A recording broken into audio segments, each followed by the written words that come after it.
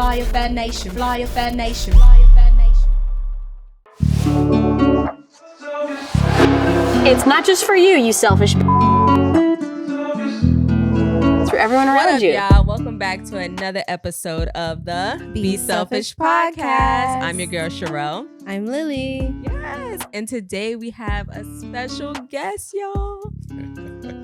I'm going to introduce this man as the man, the myth, the legend.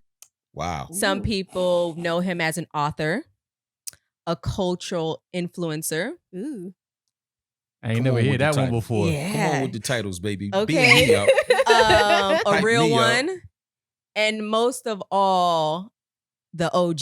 You dig? So if you haven't heard, give it up for Shabazz in the building. Ha-ha. Yes. First of all, thank you for even coming on our show. Like, this is huge to me, to us. Like, we're so excited to even have Definitely. you. I'm going to thank myself because I'm the one who invited me here. Okay, but with all due respect, I would have eventually asked you, but I think we were on like the third episode, and for you to even I say, don't care. I was shocked. I wanted to come. I was like, Sharrell, my homie, got a podcast? Yeah. I got to show up. Oh my gosh. Y'all So- don't even know. This is big. So how did you guys meet? Like what? How? Let Sharrell tell you. Okay, so if you're from Miami, you know Prince J's Soul Food, right? Or, you know, the late, great Prince J's Soul Food. And me, I was just Rest there. in peace, prime time. Rest in peace, Prime, which we're definitely going to talk about that because I feel like with Prime and everybody, y'all whole team, y'all made a movement in Miami. Like Facts. nightlife and just it gave a different kind of je ne sais quoi, you know? Like thing. for that thing, like you just That had to be there. indescribable thing. Yeah. Either you had it or you didn't. It was amazing. So basically, Prince J Soul Food opened up. It was right next to Tootsie's. So if you know, you know. Right. And I was sitting down writing like just a plan about Pretty Girl Progression, which is like my baby, right? Yep. And he walks up to me. He's like, "Oh, what are you doing?" And I'm like, "Oh, I'm working on this like." Just randomly walks up to you. He walks up to me. He's just like, "What do you work?" And I'm like, "I'm working on this like event Yeah, that it was our restaurant. It was at the restaurant, yeah, it yeah. was- Okay. And when I said I was working on an event, and the thing he said that I will never forget, he told me to keep my head up, my legs closed, and stay focused. Facts. That's how we met. And out of all the years I've known Baz, you've never pushed up on me. You've always been like super solid, great advice. Right. So, Not that you're not push up onable. yeah, you know. It's not this. That ain't what it was. It's just sometimes it's just not all. It doesn't always have to be about that. Yeah. I think a lot of men have to understand that you don't have to smash everything or at least try. Mm.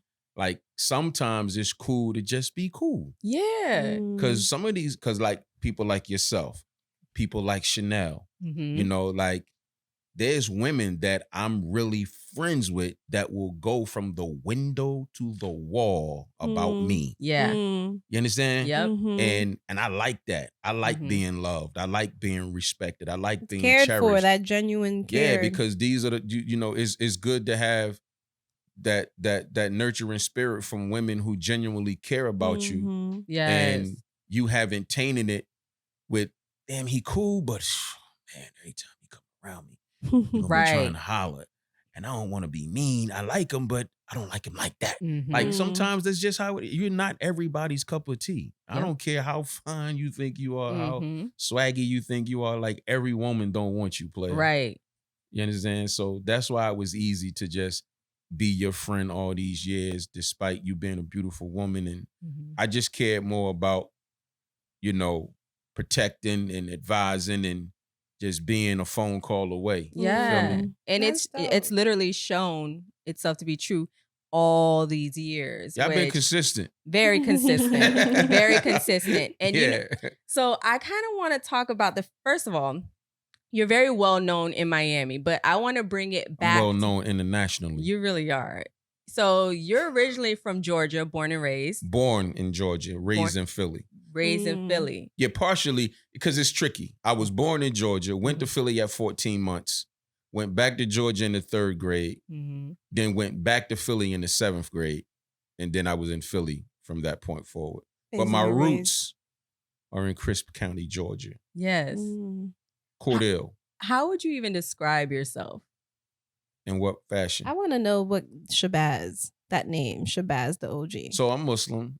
Mhm. Shabazz itself, it has a multitude of meanings, but the in short form, it's warrior, never to be defeated. Dope. That makes sense. I had a feeling I was like Shabazz. Like that is something Yeah. needs to, it has to No, it's a mean very something. strong name. Very. It's a strong Awesome. name for sure. And in Islam, like your name is even your Islamic attribute is either given to you, or if you pick it yourself, it's supposed to correspond with your character. Mm-hmm. You know, so whatever your name is, it should be a reflection of who you are, Yeah. character-wise. But the OG, I gotta credit my young boy Roger Christmas in Philly. You know, I've always, like, what I do on social media, I didn't just start doing, like No. giving advice, and I was doing this before the gram. Mhm. I always been a voice of reason with my friends and family, and Mm-hmm. you know, a trusted confidant and someone you can rely on to tell you how it is and what it is, and not what it might be or what you want it to be. Mm-hmm. So, you know, Raj is somebody who, you know, that I could guide or I would talk to whenever, you know, he needed my assistance on in any facet of life. And he started calling me Triple OG at first. That was a little too heavy. Yeah, that sounds like a. Yeah, like I felt like I was 65 at the Oh time. no. But, you know, but he started the whole OG thing. So I just ran with it when I decided to change my first Instagram name. Cause I mean, I like the name Milkman, MILQMAN. I don't remember you as Milkman. Yeah, it was MILQMAN. Shout out to Dame in Hollywood and Philly. Cause you know, my man Wood, he had a song called Milk, MILQ, Mm-hmm. and it stood for money in large quantities. Mm. So we were the Milk Boys. So on Instagram, I was Milkman. Okay. But then I used to be out in the street and somebody was screaming at me one day, "Yo, Milk! Yo, Milk!" And I ain't like that. I was about to say it gives me a whole other. Yeah, I picture didn't in like, my- I didn't like I didn't want to be called Milk. Yeah. So even though the acronyms was cool, but Mhm. I'm like, nah, let me just go with my name. Mm-hmm. And then I just attached the OG to it. You know, I love that. in honor of my man Rod. To be called an OG nowadays is pretty rare. Like I call my stepmom OG, right? So Right. she come from a different era. So do you feel like there's a heavy responsibility when somebody's calling you the OG? Like, no question. yeah. No question, this is a responsibility, but it's easy when it's in you and not on you. Mm. Come on. It's easy when it's not something that you woke up one day and said, that sound cool. Mm-hmm. Call myself an OG, but you doing nothing to replicate or correlate with the name. Right. So for me, it was cool that somebody else saw that in me and called me that. Dope. So I didn't name myself that. Yeah. It's not. It wasn't something that It's like I you. came up It's like with. you earned it. Yeah, and Yeah. then you know, as my tenure on social media and socially Mm-hmm. continued to continue to rise, people saw it for themselves, so it made sense. Mm-hmm. You know, so a lot of people see me, they don't call me Shabazz, they don't call me Babs, and they say, OG, what's Yeah. up, OG? Dope. You know, because they respect, you know, what I do. You know, basically they really be picking up what I'm putting down. Mm-hmm. I remember Nipsey said he's the Don because the street said it. Like to be Right. named by the street is totally different from just your auntie and them calling you your No, nickname. for sure. Yeah, I mean, it's different when, again, it's outside of your own name. When people give you a name, right, it's like a badge of honor. It's prestige. Mhm. It's like king or queen. Like, yeah. you know, people use these terms frivolously and loosely a lot, right? But when people can look at you and decide, this is how I see this person, Mm. and this is what we gonna call him or her, Yeah. right? That's a nod of respect to you. It sure is. So when your character exudes beyond your physical and go out into everybody else, and they receive it, Yeah. and they want to call you something other than what your mama named you, Yeah. then that's pretty cool. It's a beautiful thing. Yeah, no question. So I kind of want to take it back to 2008, 2012, being in Miami. Woo! What a Straight time! A, what's up, Daddy? Straight A, what's happening? It's baby? like, what a time to be alive, Oh, right? I'm thinking about 2008 is when I came to Miami. oof. How was that? What made you May. give the shift to come to Miami from Philly? So it was unexpected. Okay. I was working on a independent hip hop project as a project manager. With my man, Ra Sun. What's up, Ra? And I was working his artist project. And it started in Philly. But this kid, like, the more I worked with him, the more I saw him, he 6 feet plus, he light skinned, green eyes, and he really, really rapped. Like he could really, really go. Wow. Like he was a star. He was a star. His name was Biz. Biz was a star in my eyes, right? And this was around a time when Miami was really like, Ross was dropping and Yeah. it was like Miami was bubbling. And I'm like, maybe this project need to go down south. So we had a meeting and they was like, listen, he had his investors and they said, listen, Shabazz, whatever you say, that's what we doing. I love that. So I said, okay. I had one contact. In Miami. One. Wow. I knew one person in the music industry. The only other person I knew was my man Straight A. So in the industry, I knew exactly one person. So I called that person and that person put me with someone else who told me, look, I'll be able to help you move the project around. I came, I saw, and I conquered. I know that's right.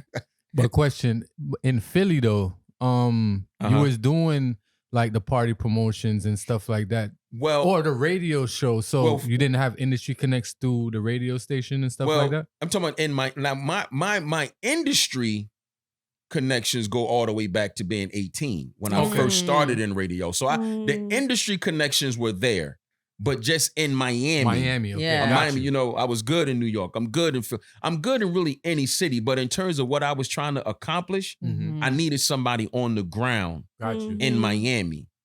So I just reached out to that one person that I did know, and now that one person turned into, I met him. Then I meet DJ Nasty. Then I meet Sam Sneak. Then I meet Shotgun that runs with Flo Rida. Then I meet Flo. And I'm a very personable guy. So one relationship led to another. Why? Because it moves like that when you solid. Yeah. So, would that be considered checking in? Because look what you did. I feel like what you did was appropriate, right? You knew somebody in Miami. You came in, you linked with them, and then y'all started developing, other things. Checking in. That check-in, you've had a conversation about that. Yeah, that's not checking in. See, a lot of people. And is there something wrong with checking in? I mean, yes. Okay. Because there's a difference in checking in and contacting somebody that you know, that care about you and letting them know I'm in your city. Okay. If I go to LA right now, right, I'm going to call my man. I'm going to call Jamal. I'm in the town. Might not see him, but I'm going to let him know that I'm around. God forbid anything go wrong. You have to call your friend. Damn, I didn't even know you was in LA. Got you. Okay. So you let your people know you there. No disrespect to nobody. I can't go to LA and call Big U. I can't check in with Big U. I don't know him. I can't check in with a LA gang member that I don't know. No, I'm not saying Big U is a gang. I'm saying anybody. Right. Yeah. How you gonna check it with somebody you don't know? If you go in there to handle your business and to mind your business, you don't got to check in with nobody, right? Yep. But this check-in thing is really big right now. But I'm gonna tell you why. This is what happens when you check in. Check-in comes from I'm associating myself with something that I'm not really a part of. Oh, okay. Makes sense. If I go to LA is gang culture. Right. Never been, right? Mm-hmm. I'm a rapper. throwing flags in my pocket. I'm claiming something. I'm saying I'm this. And I just woke up one day and decided to be this. I ain't been through nothing. I ain't put in no work. Don't nobody know me. But now I done claimed this. Now I'm getting money as a rapper. The minute I go to that city, I'm going to want to check in. Why? Because I want to be cool. I want to be affiliated. So now what they going to do? Oh, you want to make a name for yourself off the sweat that we done put in? Oh, wow. Okay, cool. You with us. But every time you come, this phone better ring. Because when it doesn't ring, you got a problem. You're going to have pressure. Why? Because you trying to associate yourself with something that you didn't put work in for. Yeah. So they're not going to completely condemn you because there's benefit in it. So now, yeah, you with us. But so is that check. Wow. So if you don't want to check in with nobody, mind your business. Okay. Right. And check into your hotel. Right. Fendi facts. Nobody is coming to look for you off the plane. Nobody is coming to look for you from your flight number. Nobody is looking for you at the hotel you staying in. But if you put yourself in a situation where you claiming something that you don't have no parts of and that you didn't put no work in for, then people gonna want to see about you, and rightfully so. Wow. So checking in is not something that you who. What's the check-in hotline number? Right. Who do you check in if you don't know these people? Right. True. How can you check in? And why we always want our people to check in? Because we the ones that be doing this stuff. We the ones that be claiming, and it happens to other dudes that appropriate the culture. It's gonna happen to a white boy. It's gonna happen to a poor. Anybody that tries to associate and align themselves with gang culture and not really from it, them people gonna want to see about them. Wow. And it's not exclusive to us. We just happen to see it more because we're more dominant in the culture, of course. Yeah. But it's not. Nobody is exempt from it. If you perpetuating that this is what you about and you with this, right, then we need to see you. Because how did you get in it? Yeah. Who gave you your flag? But a lot of that's going on around nowadays. A lot of it is going on. I mean, but it's capping at an all-time high. Dangerous. It's dangerous. It's unnecessary, right? But at the same time, every era had its goofiness. Yeah. My mother's era had it. My grandmother's era had it. My era had it. And now this era has it. Everybody's era had things that were done culturally at that time that was unbecoming. Right now, we watching a lot of fronting and capping. Yeah. We watching a lot of pretending. Yep. You know? And it's just the times that we're living in. Yeah. And you have to know how to navigate and adjust and still not lose yourself in the process. That's why I want to go back to 2008 and 2012, right? Because me seeing how you or Prime moved, and I didn't know Prime on a personal level at all, but I remember being at the Clevelander Hotel as a server, and we would have these rooftop parties. And Prime was always so nice to us, like kind, like a gentleman, you know? Yeah, absolutely. But he seemed very intimidating, like, oh my God, like this was the one making the plays and the moves. And he was so for sure. kind. He was a boss. Yeah, for sure. So, but a real boss, like a real BOSS boss. Like bosses are men who understand their power and how to respect other people, because you don't bully and take advantage of and demean and speak down to. Absolutely. That's not what bosses do. That's what bullies do. Yeah. And Prime was a boss. For sure. And just how seeing him with his woman and like family man, but he didn't have social media. Like, so you kind of just everything that was going on social media. It was wild going to parties back then and just people really dancing and vibing. It was a movie. No, that time, from like you said, from 2008 to 2012 was different. And I'll be honest, like, you know, a lot of people are going to say Shabazz and a lot of people are going to say Prime, but I can't talk about those times and don't mention my man Straight A. Like, a lot of people don't know who Straight A is, but like Straight A is the pioneer of what you saw us doing. He was it first. He was the one running around in the Ferrari. He was the one with the Gucci loafers with the matching Gucci button up with the matching Gucci belt, and then do it the next day in Louis, then do it the next day in Christian Dior, and then do it the next day in Fendi. Like, and I'm talking about back then. Yeah. 26 in a Bentley. You understand what I'm saying? It was different. You know, so he straight A pioneered it for me. Mm-hmm. See, that's the hierarchy. Straight A pioneered it for me. I met Prime after I knew Straight. Mm-hmm. Right? So when I first came to Miami in 2007, the first time, doing a video shoot for Emilio Sparks. Okay. When myself and my man Manny in Philly had Colossal Entertainment, and I was running his label, and Emilio Sparks was our first artist. And we came here to shoot Sparks' video. And I met Straight A on that trip. And we stood on the corner of 7th and Ocean and probably talked for 3 hours. Wow. When we first met. Mm-hmm. So that's how we became friends. So when I came back in 2008, I didn't have his phone number. I couldn't. He had changed his number. That's what it was. Mm-hmm. He had changed his number and I didn't have it. And I'm like, damn, I'm in Miami, but I told you, I only knew the one other person.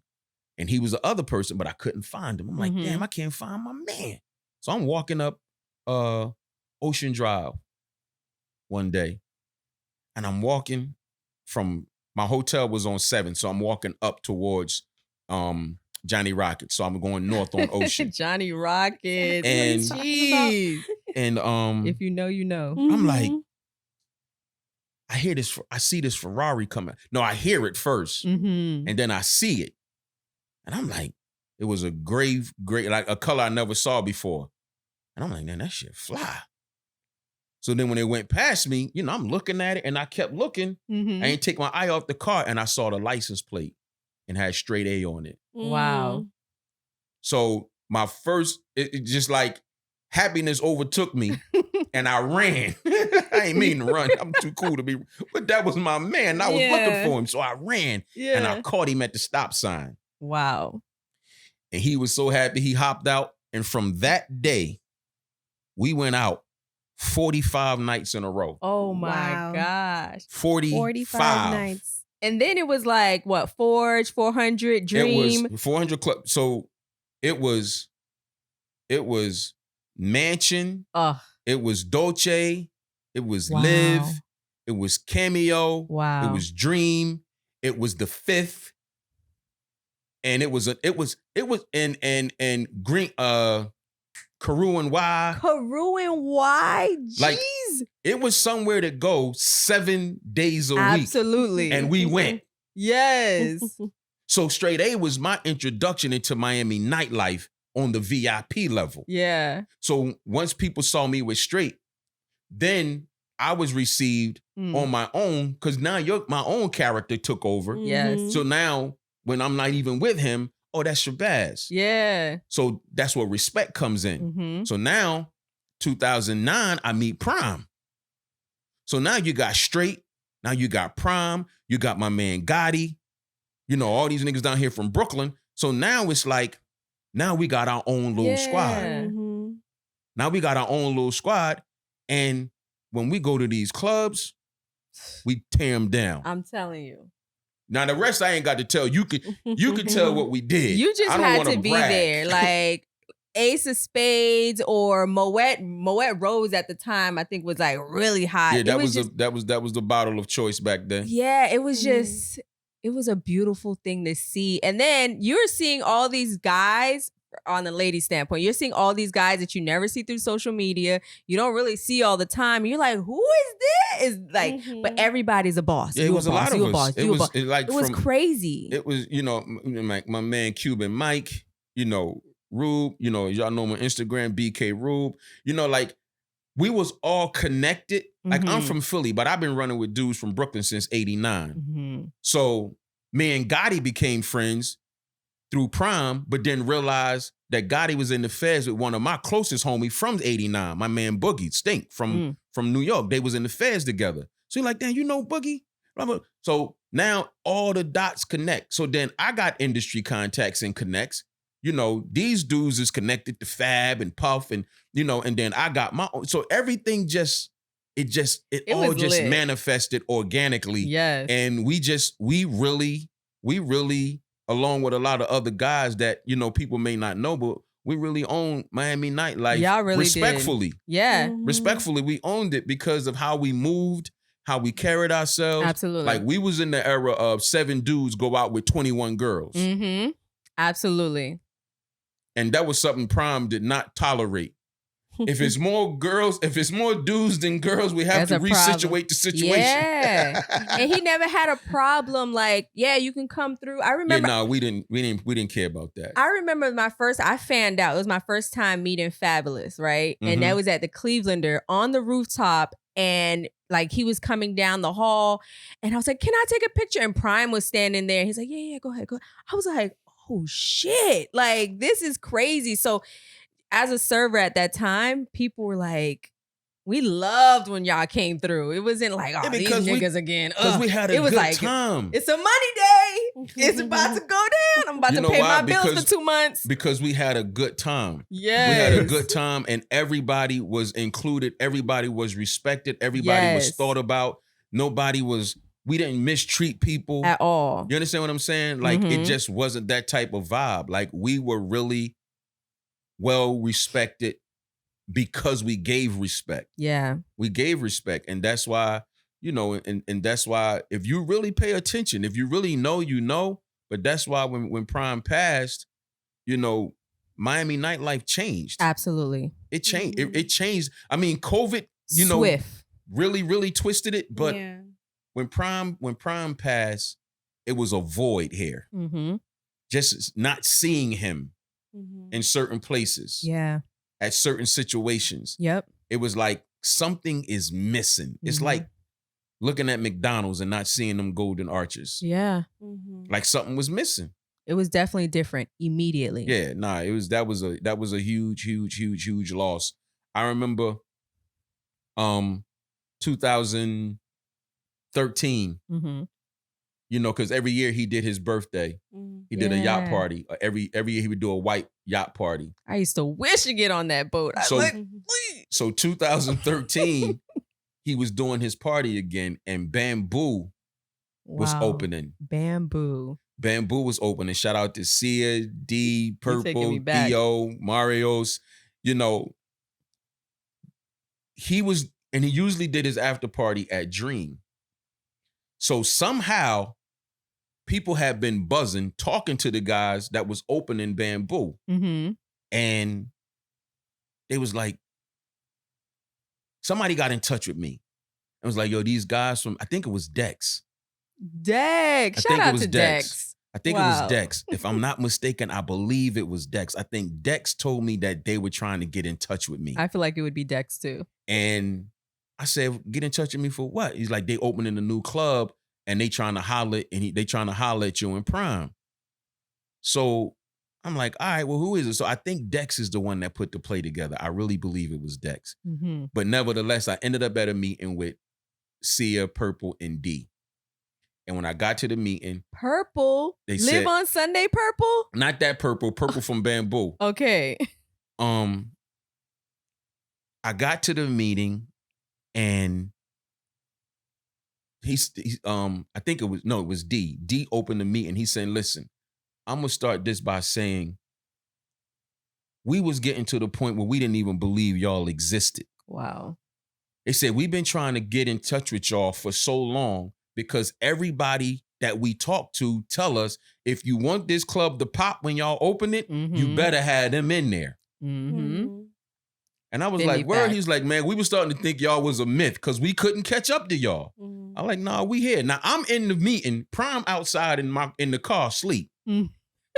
Prime like, Baz, you go to the meeting and just let me, because he always he runs, so he always falling asleep. So I was like, all right, stay in the car. I'll run in here and see what it is. I go in. So they want to do his after party. They said, we know he doing his big yacht party. We want the after party. Okay. What do we have to do to get it? So I said, that's different. First time hearing it like this. So my wheels start spinning quick. So I say, now mind you, this was about, I freestyled it.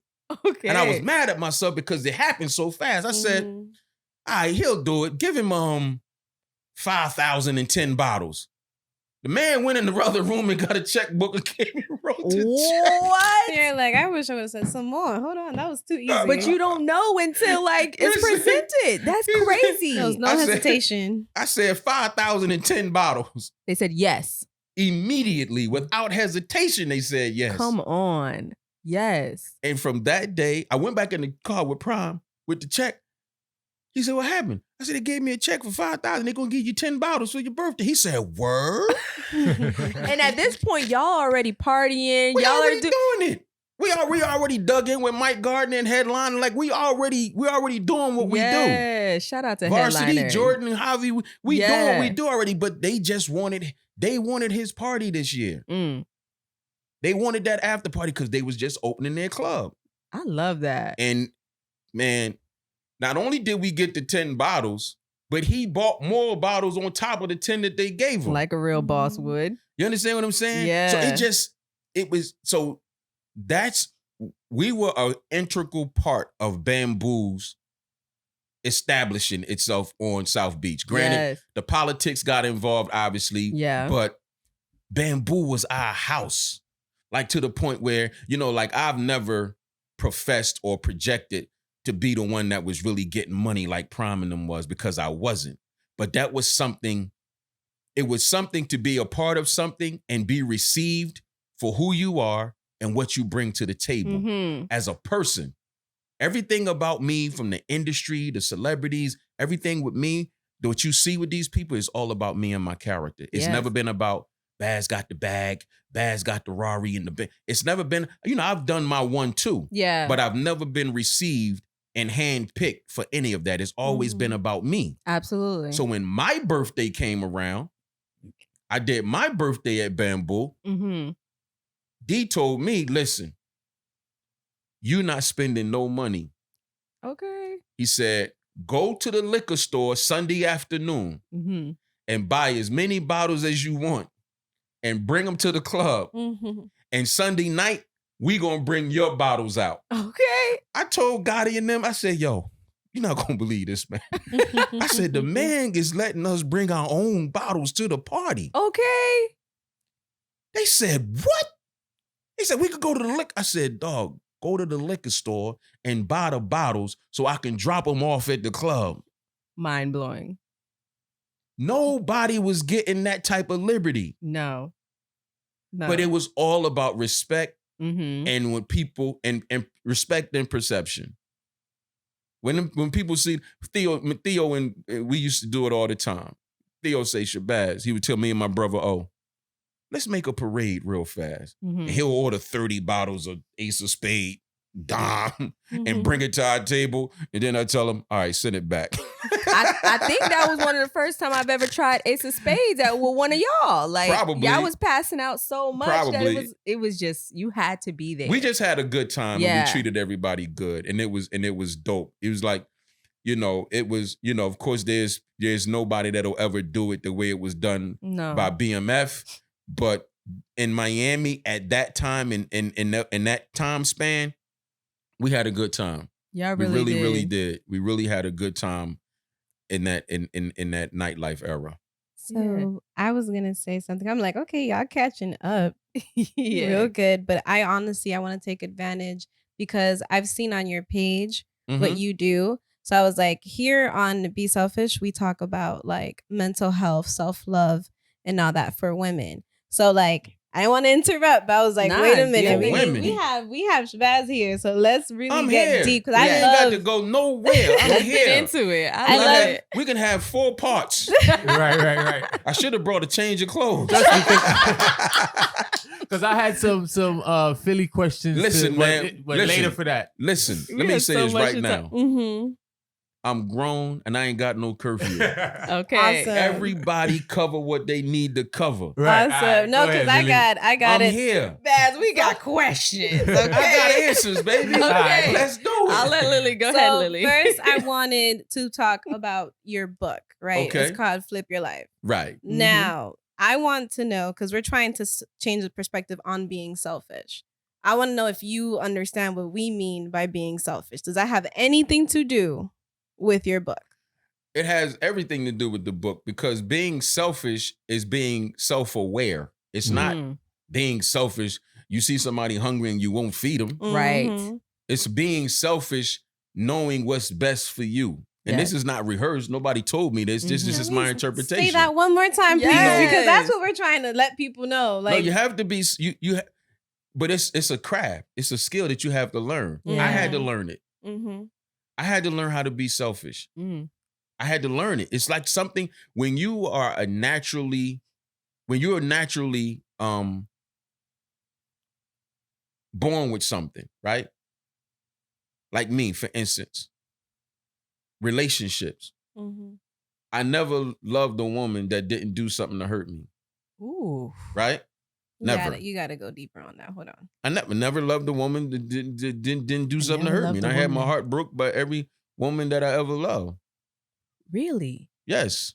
Damn. But it was because I didn't listen to my mother when I was young, when my mother used to tell me, let people show you that they like you. Yes. Let people call you. Stop calling Lisa all the time and let Lisa call you. Ooh. Stop asking me, can you go over Chuck's house all the time? Let Chuck ask, can he come over here? Wow. She was trying to teach me something at a young age, but my heart and who I was at my core, I always want to show everybody else how I feel about them. So self-preservation being the first law of nature and humans thinking about themselves first, if you always giving, reaching, a person gonna take. Absolutely. Absolutely. And they don't make them a bad person. They just doing what a human does. Yep. If you don't know your self-worth and your value enough to be selfish, you're gonna find yourself out here stranded, loving everybody and nobody loving you back. Right. Y'all hear that? Because that was deep. Hold on. One more time. Bars. Please. For real. Go ahead and digest that while I sip. No, it's true. And the thing is, which is interesting, we talk about like self-love for women all the time, but you are really big with self-love when it comes to men. Like you tend to talk, and I don't want to shift this, but you talk about like men being the prize. You talk about loving yourself, like men loving themselves. Being a prize. Bring a prize. Yes. Because there is no the prize. Because as soon as you say the, you cause separation. Yeah. And we don't want that. And that's what the problem is. Too many people feel like a woman is the prize. But in a relationship, y'all two women, if you have a man and your man is nurturing, your man is respectful, your man gives provision, your man is the man that you want him to be, is he not a prize? Absolutely. Definitely. Absolutely. That's my position with that. So when someone says a man is a provider and a man is a this and a man is a that, the woman is the prize. I'm battling that. No, don't take away from me and my contribution. Don't minimize me to make me sound like a worker. We're a team. Right. I don't work for her. She don't work for me. This thing of ours don't move without both of us. Right. So there is no hierarchy in that sense. The hierarchy comes when the man being a leader. Right. Effectively. Okay. Effectively. Yes. Respectfully. Yes. Responsibly. Yes. It's something that comes with that. You're not the leader because you're the man. You're the leader because of your actions. Absolutely. So when it comes to the prize, I don't subscribe to that. Because a lot of women don't know how to wear that title with respect. Wow. They look down on their man. I'm the prize. Okay, well, what did you do this week? Well, I gave you some every day. What else? That's not enough. That's not even half of it. Because nowadays, guys don't care nothing about how you look and what your kitty is like. Like, you really have to have substance and like I said, at least the ones that are trying to marry you. At least the ones that I can pick up this phone right now. I got a really, really good friend of mine, Chance McGrady. He's like my little brother. I can call Chance on this phone right now and put him on speaker, and you will hear a man say, a woman got to date me too. Yes. She got to date me. If I done took you on 6 dates, if he done took a woman on 6 dates and she ain't offered to take him on one, it's going to be hard for her on date 7. Yeah. If it comes. And that's okay. People have to get away from this whole thing. oh, now the men want to be the women. The men want to be courted.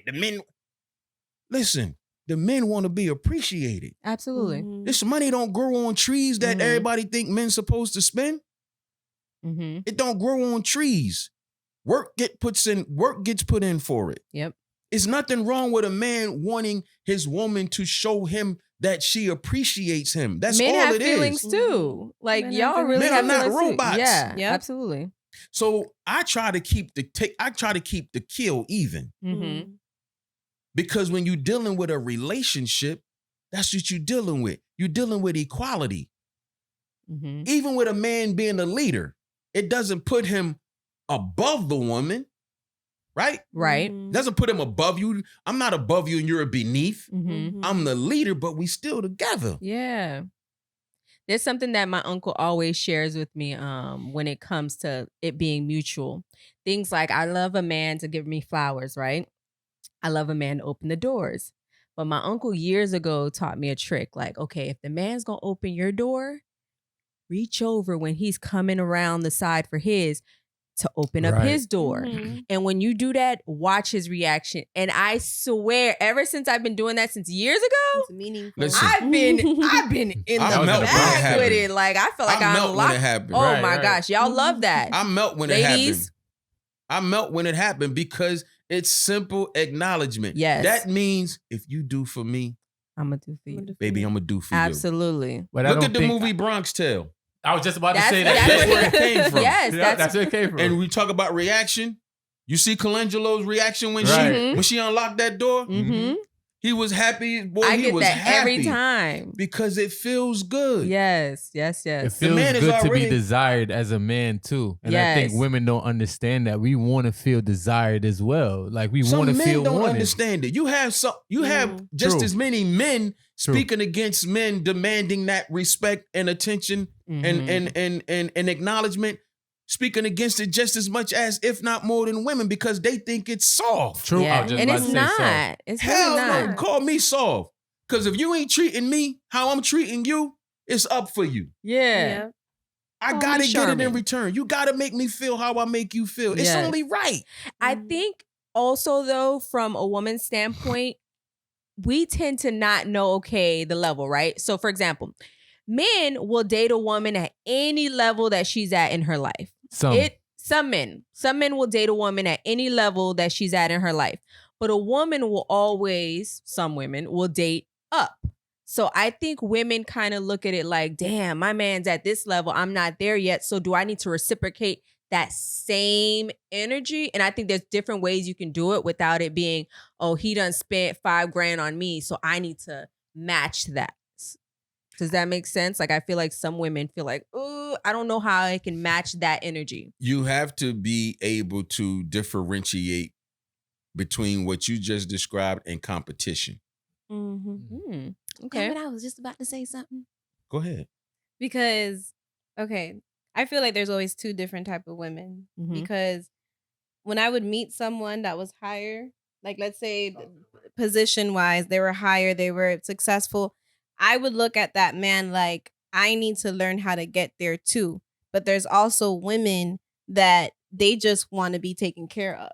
Mhm. So it's like for the man to know the difference between the woman, like, okay, this is someone that I can lead, and this is someone who just wants to take advantage of what I could give her. So like for men, how can they find a difference between that type of woman? Because you got to deal with individuals. Mm-hmm. Too many people date and critique generally and as a collective. It's a real strength and benefit in dealing with a person as an individual. Mm. Don't deal with me based on social standard. Don't deal with me based on social media memes. Don't deal with me based on what you hear on a podcast. Deal with me based on me. Yeah. Wow. Okay. And if people do that more, it'll be a lot less friction in relationships because people don't operate from within themselves. Mhm. They operate outside of themselves in what the world views as appropriate. yeah. So if I'm a man and I got what you want to call the bag, Mhm. Mhm. if I happen to have more than you, number one, chances are you already not broke. Mm-hmm. You just don't have as much as me. Mm-hmm. That doesn't make me better than you. Mm-hmm. You don't even have to look at me. Really, you don't have to look at me and say, okay, I got to get up on his level because if he got that, then I definitely, no. Don't put that pressure on yourself. Because if y'all gonna be together and it's really gonna be together, y'all gonna become one. I have a very close friend of mine, and her philosophy is if she makes $200,000 a year and she happens to meet a man that she loves or that she has gotten to know and she likes this man, and this man makes $50,000 a year, in her eyes, we have 250. But a lot of guys, a lot of men couldn't handle a woman making more than them. Man, I can. That's not a man, though. Make more than me. That's not a man. You're insecure. Make more than me. Because who am I to be mad at what God blessed her with? Mm-hmm. Who am I to be mad at what her blessing is? She might make $200,000 and don't know what the fuck to do with it. Mm-hmm. She might be a horrible money manager. Oh, well, you don't make but $50,000. What you know about managing money? I don't mess up my 50. Yeah. Wow. I probably can move off my 50 like she can with her 200. Because I'm responsible and she's not. You understand what I'm saying? Absolutely. So it's not I don't care about no woman having more money than me. I feel like it's insecure men that listen, about that. It's because people operate outside of themselves. That was an aha for me. You saying like treat people as individuals for every situation. That's an aha for me because, I've made a comment, on our first episode when I talked about not dating white men anymore. And they tried to eat me up in the comments, but they made it seem like I generalized it when I didn't. But you got to What was the comment? I said... What was your position, right? I said that I will not date white men anymore. And then instead of elaborating on it, because I just didn't like how the last few white men that I dated made me feel, right. I felt like I was just being the Barbie, the placement, no white man has ever asked me, what is it like being a black woman? What are the things that y'all really go through? You didn't understand the bonnet life. It was just so many things that were uncomfortable for him, but secretly wanted to be with a black woman. Right. So that's what turned me off about being with white men. But I didn't explain it that way. I kind of just... Well, see, here's the thing about came in and called us racist. They were just... They was going in on me. Here's the thing about interracial dating. Because you're going to have some people who's going to vehemently stand upon black people should date black people and white people should date white people. And that's okay if that's what their perspective is. At the end of the day, you will not control who you like. Ooh, that's so true. You're not going to control it. You can try to fight it because you're worried about what somebody going to say. You can try to fight it because you're worried about how it's going to look. But if you like the person, you like them. So if somebody see me out in the street with a white man, mind your business. All of it. All of your business should be never minded. Say never. Because it's the thing is this. Because Damn. Because what happens is this. What happens is, again, you get outside of individualism. Yeah. And now looking back, I definitely did. All these black women, all these black men in the world, and you had to go and get you a white man. Where you were at that time, that day in your life, when that thing happened, it happened with that man. Yeah. But because he's not the same color as you, you're supposed to say, I'm going to ignore this feeling. I'm going to ignore this niceness. I'm going to ignore what my body is telling me. I'm going to ignore what I'm feeling because I'm worried about what somebody going to say. So I'm just going to hope to see if I get this feeling another day. Yeah. Damn all that, because I'm not doing that with a woman that I meet. Yeah. I like who I like. Facts. So that what? means you don't have a preference. Whatever. I like beautiful. I like respectful. So whether it be snow bunnies or a Nubian queen, Baz don't discriminate. I done dated them from secretaries to strippers. I like who I like. Now that's and anybody that know me know I'm not lying. Yeah, no, you're I don't not. let nobody tell me who to date. Yeah. Because at the end of the day, when I get away from y'all, I'm gonna be trying to figure out how to get to this person. So what I got to sneak and creep for? No, that's facts. I like though. who I like. Yeah. And if it don't work I can out, attest to that. who Yeah. got the, and if it don't work, guess what? Who got to deal with it? You. Me. Yeah. You. Yep. We have to deal with our choices and decisions. Absolutely. But nowadays, people date for social acceptance. Yeah. Yeah. Everybody you see how wanna- both of us was like, Everybody we want to had date that for the gram. conversation. They got Oh to my go God. to the. I really heard somebody say that people feel that your relationship ain't real until you put it on the post it. gram. and I don't believe Yeah. that at all. That's horrible. I'm so against that. That's terrible. 'Cause- For that to be the standard. Oh, it ain't real till you put it on the gram. me personally. Why are you hiding me? Yeah. It's not about, for me, For it's what? not about hiding anybody. I just don't feel it necessary that I need to Listen, announce who my person is. If it to happens, these. if it y'all happened. happen to do that, it happened. That's not a part of the relationship Right. application. Mm-hmm. I know people think it's serious. All right, now we're serious. Now you posted me. You on posted the, me, now Right. you page. serious. Now we're serious. Nah. Now, oh, that's his girl. That's his girl. Here come all of that. Oh, that's her man. Like all of that kind of stuff. Mm-hmm. You know, you got to be mindful once you start putting your business in the street. Yeah. And then on top of it, the people who are supposed to know will know. Yep. Mm-hmm. Most of the people on social media, newsflash, are strangers Yes. who care nothing about you or your life for real. You're just a Right. scroll up or down. They're strangers. Mm-hmm. So you really put your relationship under the scrutiny of strangers. Yeah. And they have no idea. And then when And you who do cares? post your person, now they talking about her nose. Mm-hmm. Or now they talking about his hairline. Yeah. Or now because you didn't do it because you felt like it. You did it because you thought that's what you're supposed to do.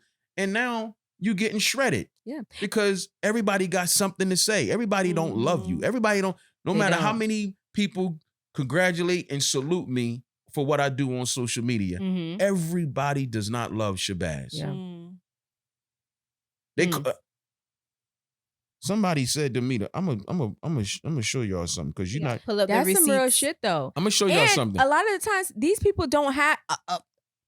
99% of the times, these same people don't have that energy in real life. No Mhm. one's talking about you like, oh, you look crazy or this, that in person. Mhm. I've never had somebody walk up to me and keep that same energy. Mhm. Let me. I'm Never. gonna let y'all.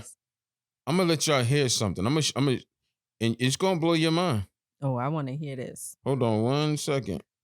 Well, I just want y'all to hear what I'm saying as it relates to everybody don't love you. Mm. No matter how much you may think you're doing what's right, or other people are expressing love for you.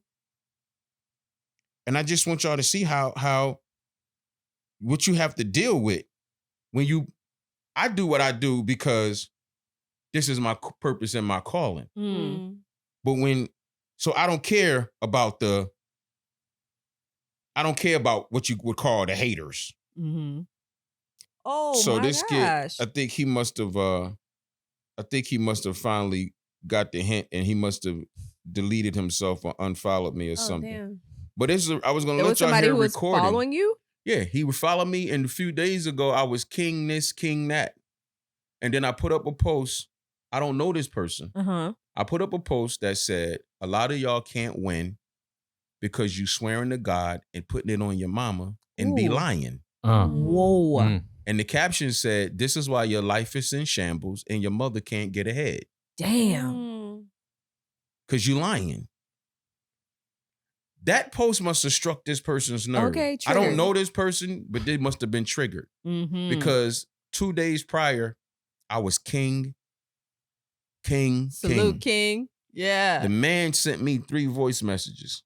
One said, "Fuck you, fuck your mother, and your mother should have swallowed you. Wow.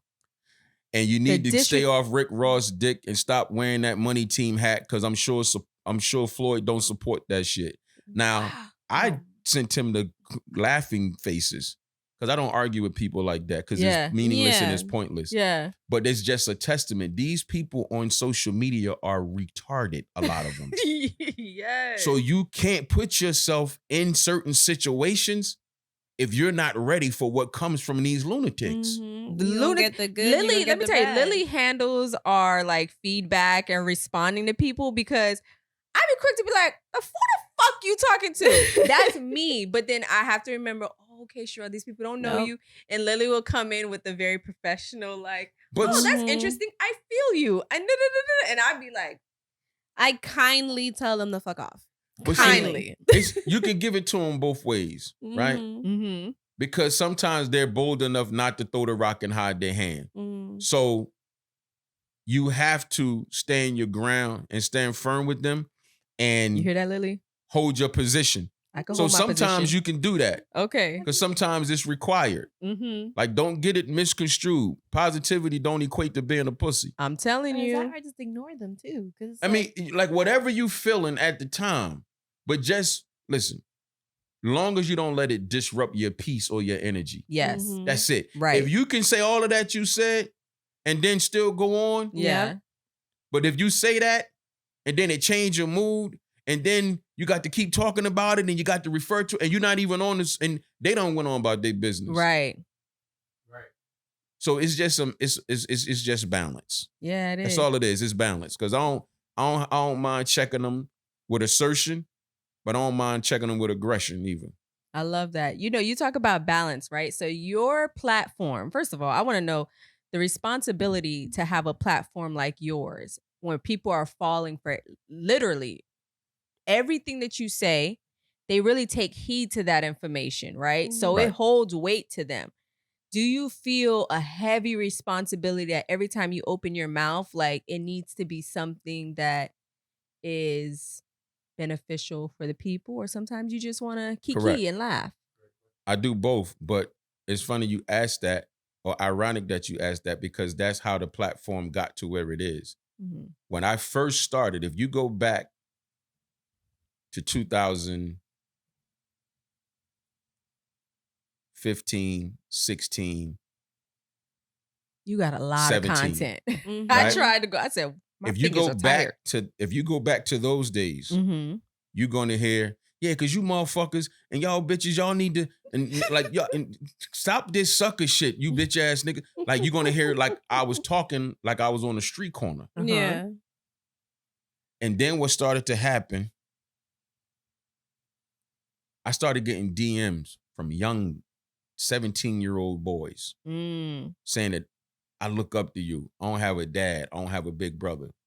I started getting DMs from women saying, I really appreciate what you do. And I have my son listening to you. Mm. Wow. Or can you help me with my relationship? Like I Mhm. started to realize that people was really hanging on to what I was saying. Yes. So for me, I said, okay, this is a place of responsibility. Mm-hmm. I said, so now I don't want people, and I said this to myself, I don't want people to say, I really like what he be talking about, but he cursed too much. Mm. I really like what he be talking about, but he always referring to women as bitches. Mm. I like what he be talking about, but he always nigga this, nigga. I didn't want to pigeonhole my audience. So I Okay. stopped cursing. Mhm. I stopped using a bunch of profanity. I stopped referring to women as bitches. I stopped talking on Instagram like I was in the room with my homies. Yes. I stopped doing that. And when I did that, I continued, I started to flourish in my eyes. Mm-hmm. And then on I remember 3 different occasions, 3 different times, 3 different people DM me, and all 3 of them said the same thing. Mm. Eerie. I've been following you for X amount of time, and I never comment on your page because I've just been watching, waiting to see when you were going to be inconsistent. Mm. Mm. And I I was have to waiting tell for you to fail. that you have never wavered. I don't always agree with everything, but you are very consistent and you're fair. Yes. And I've had people tell me, and I had 3 people tell me that at that particular time on different occasions. So that let me know that my decision to kind of clean up my dialogue was effective because people are watching. Absolutely. And they're listening. So when I have a friend of mine in Philly tell me, my friend Keisha tell me, Baz, every time I got your live on in the house, my 9-year-old son hear your voice and be like, man, that's my man. Love that. 9 years old. Yeah. No, you making an impact. Even my brother reached out to me and he was like, can I meet your friend Baz? I'm like, yeah. Like, right. Because he always says that you give a different perspective, or you're not here or there. And it's not that you're in a gray area. You just make people think in a different way. Okay, maybe it could be this. Maybe it could be that. Like, I love that. Because social media will make you think it's the only way, it's only the way that you see it. Yeah. Or you get bullied into thinking one way, or forced into thinking one way. Current event. Mm-hmm. This whole Young Thug Gunna case, right? Yes. The whole debate is, Gunna didn't rat. Yes, he did. Gunna didn't rat. Yes, he did. Like, there's a debate. Mm-hmm. But when you listen to what you were presented with, like, watch this. Because he testified in court recently, and he basically answered yes or no questions, right? Mm-hmm. So people, I guess, think that he's cooperating. Listen, and he's a rat, quote unquote. This is affiliated with YSL around 2016. Is that true as it pertains to you, Mr. Kitchens? Yes, ma'am. YSL is a music label and a gang, and you have personal knowledge that members or associates of YSL have committed crimes in furtherance of the gang. Yes, ma'am. You were present when law enforcement officers stopped a vehicle in which you were present along with Jeffrey Williams, wherein hydrocodone, methamphetamines, and a firearm were recovered. These items did not belong to you. Yes, ma'am. And do you acknowledge the following statement? I recognize, accept, and deeply regret that my talent and music indirectly furthered YSL the gang to the detriment of my community. YSL as a gang must end. Is that your statement or acknowledgement? Yes. Yes, ma'am. So now watch this. I don't have a dog in this race. I don't know Gunna and have nothing against him. Mm-hmm. What I did, just like with the Megan and Tory situation, I see what's going on social media, and I try to put everybody outside of a space of divisiveness. Yeah. Because people become disrespectful to each other because of their opinion. People argue with each other because of their opinion. And I try to get people to understand fact. Mm-hmm. When it comes to Megan and Tory's situation, the facts are you don't know. You don't know, right? That's the fact. And I saw the My Son live with you, like when it actually happened. When My Son and I were going back and forth. Right. And I'm telling My Son, shout out to My Son, the general. I'm telling My Son, you can't ask me why would a black woman lie. It doesn't matter. The fact of the matter is we don't know just because she said it. Right. I'm just standing on fact. Just because it was said, and because you relate to it, and because you feel it, and because it moves you, and because you don't see why somebody would lie, it still does not equate to truth. Right. Yeah. Bottom line. And you stand on facts and reality. Like, this is what's really happening. I was talking to my friend on my live last night, Fatima, and she said, oh, you team Tory. I'm team truth and I'm team fact. Right. Okay. Mhm. Yes. Right. That's the only team I'm on because that's the only team that matters. Yeah. Right? So when it came to the Gunna and to the Gunna situation, a lot of people think they understand the streets and street terminology and snitching and ratting, and a lot of people really don't. Right? Don't understand none of it. They really don't. Not about that. What you just heard, you didn't hear him telling on Young Thug. Mm-hmm. You didn't hear him point him out. Nope. You didn't hear him do any of that. No, he didn't. What you did hear him do, though, is cooperate with the state. Yeah. Right. Is YSL a gang and a record label? Yes, ma'am. Do you have personal knowledge of crimes that they committed? Yes, ma'am. The reason why that's detrimental and the reason why that's cooperating, one, he wouldn't have been able to get out of jail and get a plea deal without it. Right. Mhm. Two, if Young Thug says YSL is a record label, if Kevin Liles goes and say YSL is not a gang, if the other little kid that spoke on Thug's behalf says YSL stands for Young Successful Life and he did this and that for the community, he's clearly building his defense around YSL is not a gang. Mhm. So when his co-defendant and his man says YSL is a gang, that completely contradicts what Young Thug said Yeah. or was trying to build. Right. Now, the flip side is when you understand how these cases work. If in fact they all, unbeknownst to us, have decided, which is why I put up this video as well, if they all collectively have decided we're going to do a binding plea, all of us are going to plead guilty, and this is what we all are going to receive.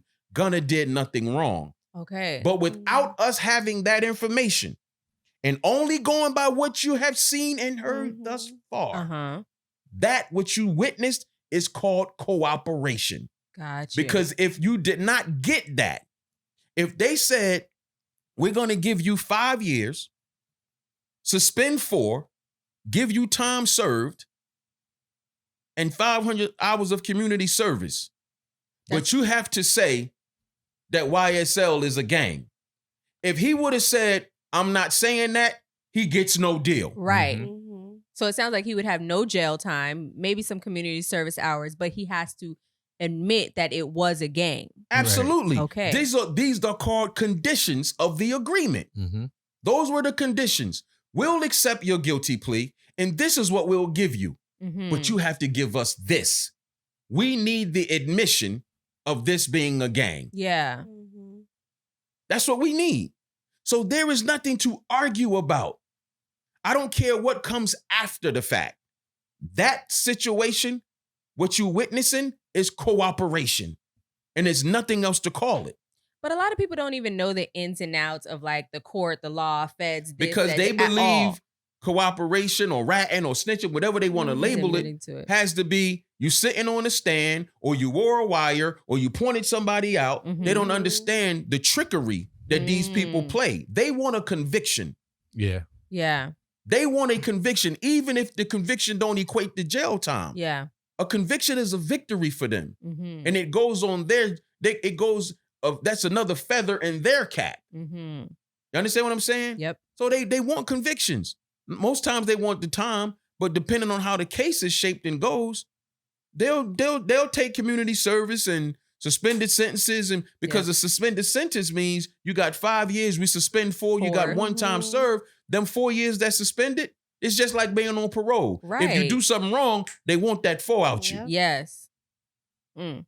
But you'll do that if you want to get out of jail. But again, we're going to give you this. But this is what I need from you, sir. Yeah.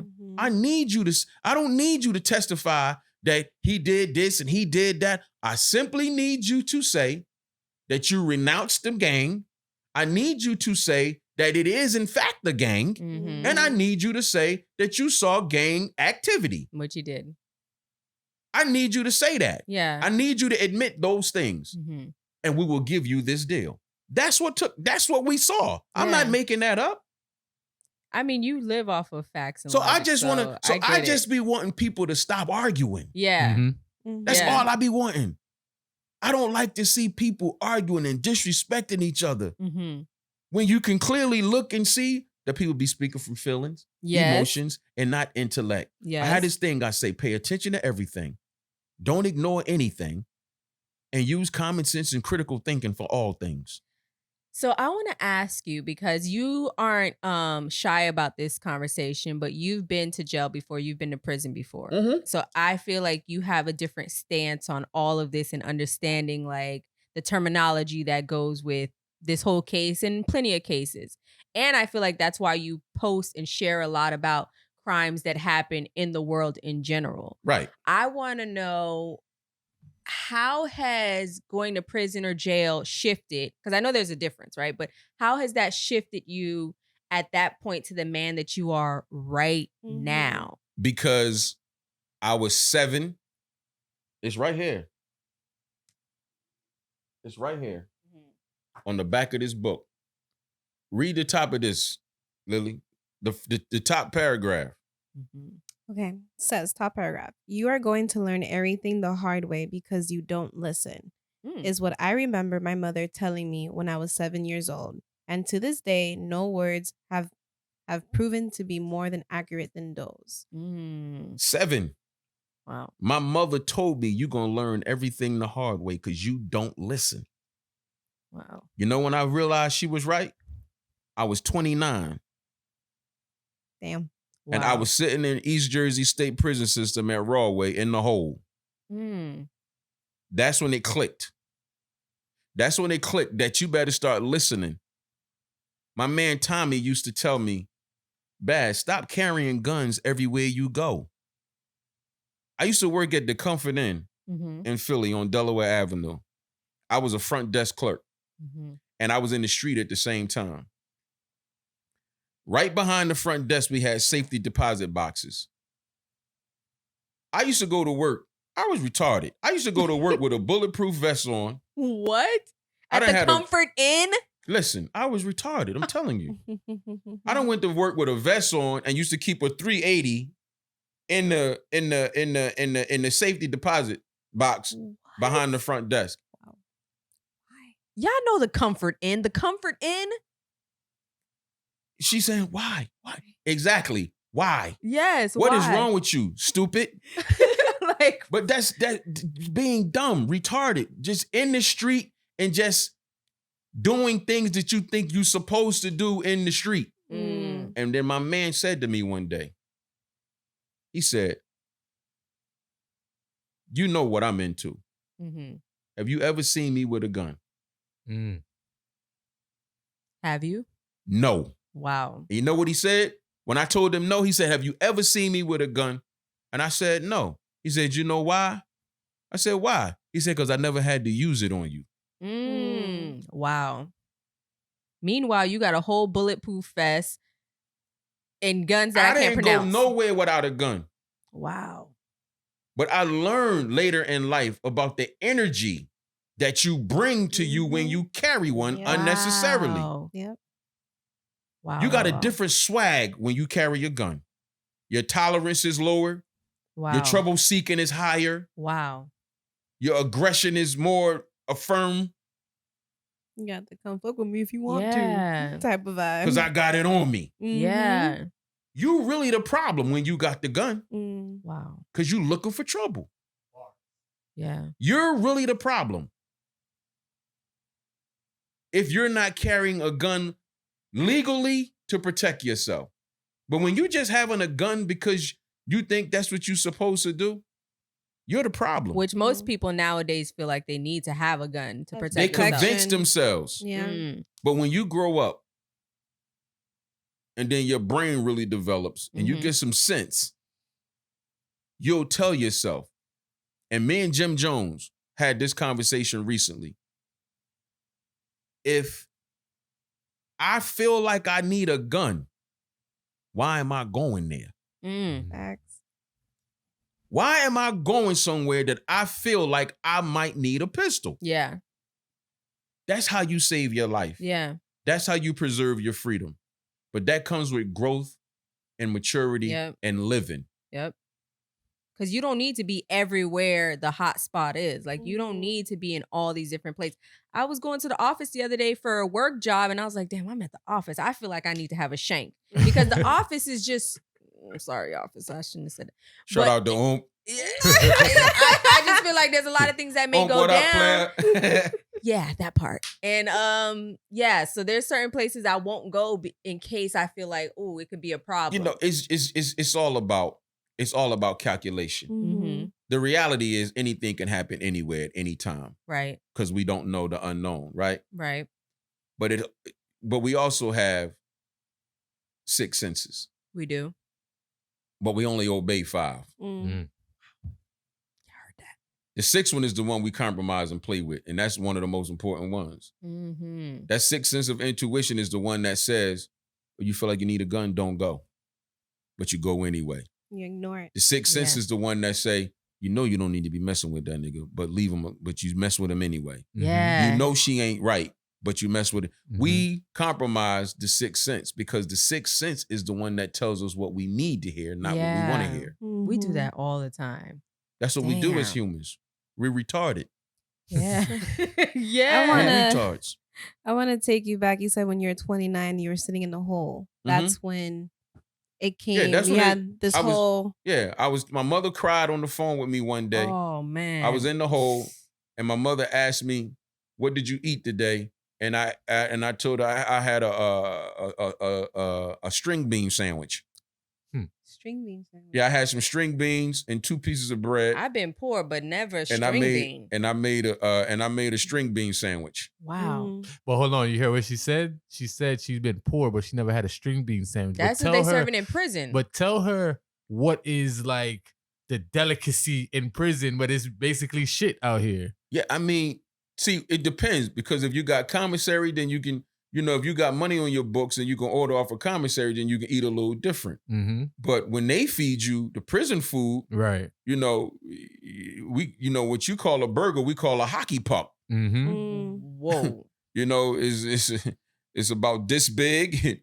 It's very dark piece of meat, Mm-hmm. Mhm. and I think it's made out of soy. Is it Oh, soy? wow. Soybeans and some other stuff, but it's a burger. But we call them we call them upstate. We call them hockey pucks. Right. To me, I still do a lot of stuff now that I did then, that I did in prison. Mhm. Cause I did my time in the 90s. Mm-hmm. Mm. But see, I hated it so much that here we are in 2022, and I came home June 2nd, 1999, and I only did 14 months upstate. It didn't take me 5 years to figure this out. Mhm. Yeah. It Right. didn't take, and that's another misconception. People, oh man, 14 months, that ain't nothing. Oh, no. That's all it's 14 months in prison. 3 days.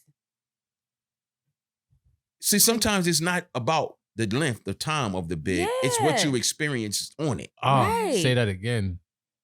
Say that So again. I experienced the same things that people did 5 and 10 years experienced. Mhm. I just experienced it in a short amount of time, and I hated it enough to never go back. Right. And you So- preach that so much. I hated it. Wow. It's 20 years later, Yeah. and I promise you, I'm Muslim. I pray 5 times a day. Out of a 7-day period, I promise you, at least 5 of those days, at one point, when I finished praying, I remember being in prison. Mhm. It never, and I think about it the most when I pray. Wow. Mm. Because that's I where I think was about praying. being That's in- where I was praying the most. I'm gonna be real. That's what prison, I was Muslim before I went to jail. But prison is where I perfected my salat. Ooh. Mhm. So when I came home from prison, I made it my business. I don't care where I am. I'm going to find somewhere to pray. Mm-hmm. Yeah. Mm. My 5 prayers, I don't care what type of life I'm living. I don't care what I'm doing wrong that I shouldn't be doing. I'm going to pray. I know that's right. And when I do pray, I'm going to say 7.5 times out of 10 when I pray, I always remember getting up off that floor in that prison. I Right. hated jail. Mhm. Yeah. I hated going on a visit and have to get strip searched, going and coming. Mhm. Yeah. Yeah. I hated how the guards would talk to people just because they could, and you can't Mhm. do nothing about it. Yeah. It's not a good experience, At man. all. So between me doing my 14 months and all my friends doing, it's 1,000 years of jail between all of us. Mm, Right. I ain't damn. got to go back to know what it is. Yeah. And I don't have to do no more time. I don't have to do another hour in jail for me to be able to school people as to why they shouldn't want to go. Right. Mhm. I don't You think always people talk get about- that lesson though. Yeah, I hope a lot of people get that lesson because 30 seconds can change somebody's life forever. You know, that's You know? I have a lot of quotables. Mm-hmm. It takes 3 to 30 seconds to change your life for 3 to 30 years. Wow. Look at that. That's what I was facing. I was facing 15 in life. Jeez. 3 to 30 seconds. Do you know how fast anybody that's ever been to prison, jail, even locked up in the county, it takes this long to get locked up? From the time you do something, I could do something in this room right now that requires the police to come. From the time I do it, Lilly called the police. Police gonna be here in between 9 and 15 minutes. Police gonna get here. Story gonna get told. I'm gonna be in handcuffs. I'm gonna be sitting in Dade County in less than an hour. It's gonna take less than an hour for my freedom to be at stake. Wow. It's gonna take me less than an hour to get there.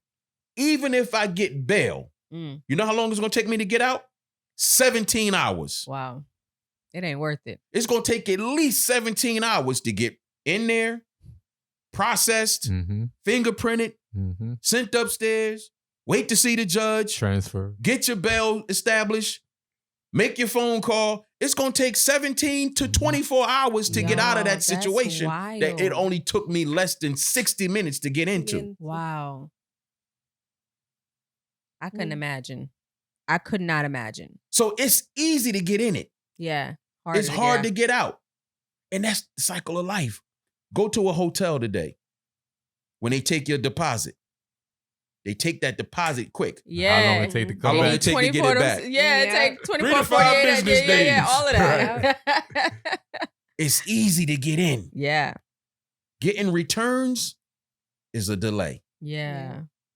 So this is true. why you have to think before you react. Absolutely. If you do things impulsively, you can ruin your life forever. Yeah, absolutely. There's a lot of men behind that wall who wish they had those 3 to 30 seconds back. For real. Yeah. Because that's all. It was a man recently whose post I put up, and he said he was talking to one of his old heads walking the yard. And he asked him, do you see all these men, and do you know what they in here for? He said, yeah, they in here for murder. He said, yeah, murder was the charge, but they're not in here because of murder. They in here because of their emotions. Emotion is why they here. Murder was just a result of their emotion. Yeah. Damn. Murder was just a result. That's so true. I was just watching something today about stalkers on Netflix, which is kind of crazy. And the guy was saying he wished he didn't do that, but his emotions done took over him so much, he couldn't picture this woman with another man. So when he was stalking her and another guy showed up, he ended up killing the guy in a tussle, and it's dark. He really wanted to kill her, but he ended up killing this man. And I'm like, and he said it, like they're documenting this while he's in prison. He's like, my emotions got the best of me. My emotions I'm like, damn. You gotta have emotional intelligence. Yeah. And it's called self-control for a reason. Yeah. Only you can control it. Yeah. Ain't that what I got my beads? I got my beads. I just got me some waist beads, and it's for peace, self-control, and trust. Yeah, you gotta have self-control. To share that with y'all. You have to have self-control. Yeah. Because if you lose control of yourself and you make a bad decision, you can really ruin your own life. Absolutely. Absolutely. So, all right. So your mom, right? You grew up with your mom and your dad, or just your mom? Because I know my mother and my stepfather. My dad was around but inactive. But I saw my dad. You know, I know my dad. I mean, my dad had a relationship growing up, but it wasn't consistent because of where he lived and things like that. But my dad has always been around. But I was raised by my mother in the household with my stepfather. Okay. So how important was it to have like a father figure around, right? Because the reason why I ask is, like, my father is alive, right? But he lives in Jamaica. We do have a relationship, but we didn't spend, like, when I came to America, it was 1999, right? So I didn't have that like father figure around all the time. I learned a lot of things on my own, and then I got locked up. right? And then this is Hispanic guy, this word stay in my head till this day. This happened years ago, probably like 11 years ago. Mhm. He said, if I see you back up in here again, I'm gonna fuck you up. This ain't for you. Right? Right. And he looked me in my eyes dead. Because for days, I was in there for months. No bail, no bond, no date, no none of that. Right? So he was in there enough to talk to me and get to know me. And one day out the blue, he just said, if I see you in here again, I'm gonna fuck you up. I might just take your life. And from that day, I never went to jail again. Right? You know that's a compliment. I know. That's what I was told that when minus the threat. Right. A guard told me that when it was time for me to go home. See, they could see. See, the way my mother raised me is how I survived prison in the streets. Because of the way I was raised. Wow. Right. Got you. I was going to say that too. Right. So did you feel like your mom when you're in that cell? Because that's how I felt. Like everybody else disappeared. It was just my mom there paying for the lawyers, paying for this, doing that. Right. So it's like when she cried, I felt like I felt it in the cell, on the bed. Like literally every time she shed a tear. Yeah, no, it's a disheartening thing to know that, you know, because she crying because she worried about you. Right. It's a different cry when a mom cries. Yeah, it's a like when it's like, oof. You know, what's going on? Is he all right? Is anybody, my mother like to say, was anybody messing with you? Was nobody bothering you? You know, nobody bothering me. Because now it's like, you know, that's my kid, that's my baby, that's my child. Yeah. You know, but you know, even though growing up in the household, as you asked about, you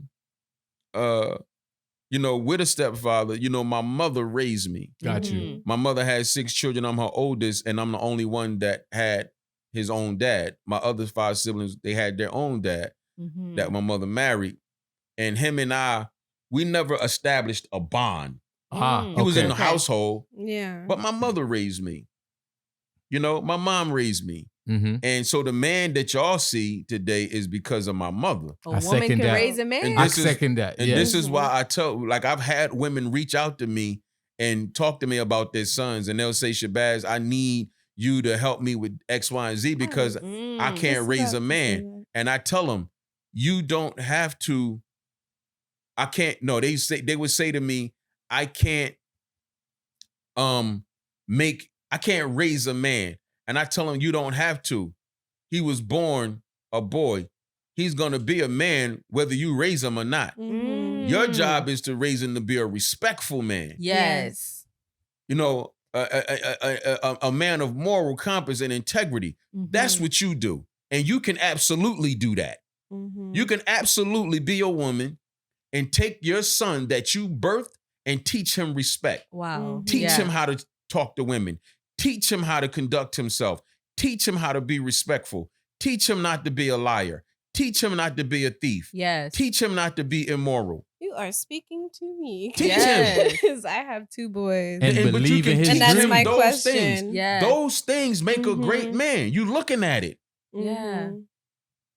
Literally, that's something we were going to just ask had that you, like, do conversation you feel today. like a woman can raise him? Literally, we were going to ask that, and you just Answered it.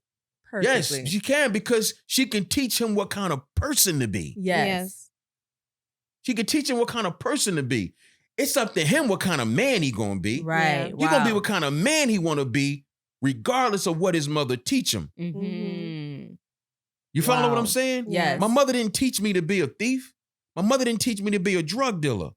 My mother didn't teach me to be a pimp. None of the things that I've been in my life. My mother didn't teach me to be that. Yeah. As a man, I chose that. Yeah. My mother taught me to be what y'all see today. Shout out to Mama Baz, okay? Clap it. You understand what I'm saying? We love her. Never seen her, don't know her, never met her, but it shows. Made a great man. Yeah, you really are That's great why I man. try to encourage single mothers. Yeah. You can absolutely raise your son to be a good person. Yeah. And teach them things. The man that they're going to be is up to them, not right. you. Absolutely. It's not even up to their dad. Mm-hmm. If the dad was in the home, because we all born with free will. Yeah. And no matter what anybody tells us or teaches us, at whatever point we decide we're going to exercise that free will to satisfy ourselves, that's exactly what we're going to do. Yeah. As humans. Mm-hmm. So don't feel intimidated being a single mother, raising boys. Shout out to the Mhm. moms. Just teach them. Just teach them. Yep. Shout out to the single My moms. mom raised 3 of us all by herself. She Yeah. taught y'all. Yep. Yep. See, when you go to prison and another prisoner that's a hard-nosed crook or a guard or a superintendent or somebody on the staff tells you, I don't want to see you here no more. Yeah. They know you don't belong here Yeah. Mm. because you mind your business. You ain't all in everything. Mm-hmm. You're not in there trying to figure out how to do nothing under the table. You in here Mhm. doing your, like they see it. Mm-hmm. They know who coming back. They know who coming back Yeah. They be like, I see you in 3 months. See you soon. because characters are read. Wow. People see it. Yeah. Mhm. So when that's a compliment, like I told Jay, it's a compliment when they say, I don't want to see you here no more. Right. Because they know it's not for you. And that's not a bad thing. Yeah. You know, can I do time if I have to? Yes. I don't want to Want do to. nothing. Right. Right. Don't There's wanna go nothing back. Not with glamorous all of about these it. beautiful women out here. Exactly. Okay, I'm so happy you said that. Speaking of women, go ahead. Speaking of women, okay, because They've been waiting to get into this too, Shabazz. So Yes. go ahead. Lily, I'm gonna let Lily do it because I have so many So questions. I saw this little, I think it was an interview you had, or you were on live with Kurt Stormy. Stormy. yes. Okay. And I you was on Stormy's live. on Stormy's live. Okay. And what was it? The comments were going crazy because They of were what? going crazy because we were talking about polyamory, polygamy, And polygamy. all the things, and you had to break down the difference. And it also went into a conversation on a woman signs up for this life if they're dealing Mhm. with you, and don't try to trick you into changing you. This is who you are. So Mhm. I have a lot of questions. I got a lot of answers. Go, Lily. I'm less shy. So I want to at least let's explain to people the difference between polyamorous and Polygamy. polygamy And polyamory. So and polyamory. So many polyamory, names. you have polyamory, you have polygyny, and you have polygamy. Mhm. Mm-hmm. Polyamory is when two people agree that Uh-huh. they are both able to deal with one another, Okay. but also deal with other people freely without conflict. Okay.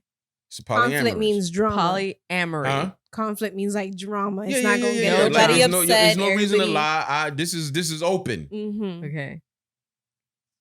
Polygamy is when a woman has multiple husbands. Mm-hmm. What? Okay. Okay. Polygyny is when a man has multiple wives. Mm-hmm.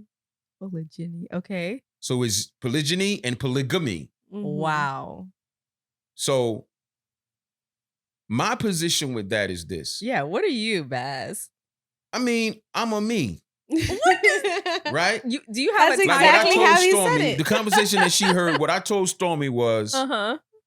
they asked me if I was single. Right. And I said, I'm single, but I'm active. Yes, that's when they Mhm. was trying to eat you up. What the He hell was does being that mean? honest. He is being though. honest, but you know Single women, but we be in our active emotions. means I'm single, but I'm actively seeing other women. Okay, okay. What is there to eat somebody up for that about? But they were. I'm just. But they was eating. He They was was eating up being the wrong tree. honest. You just want something to eat because that's an honest answer. Yes, it was. It was. That's any single person. Mm-hmm. This if you single and you go on dates, you're I'm dating. active. Yeah, Mhm. I'm dating. Right. It's another word for dating.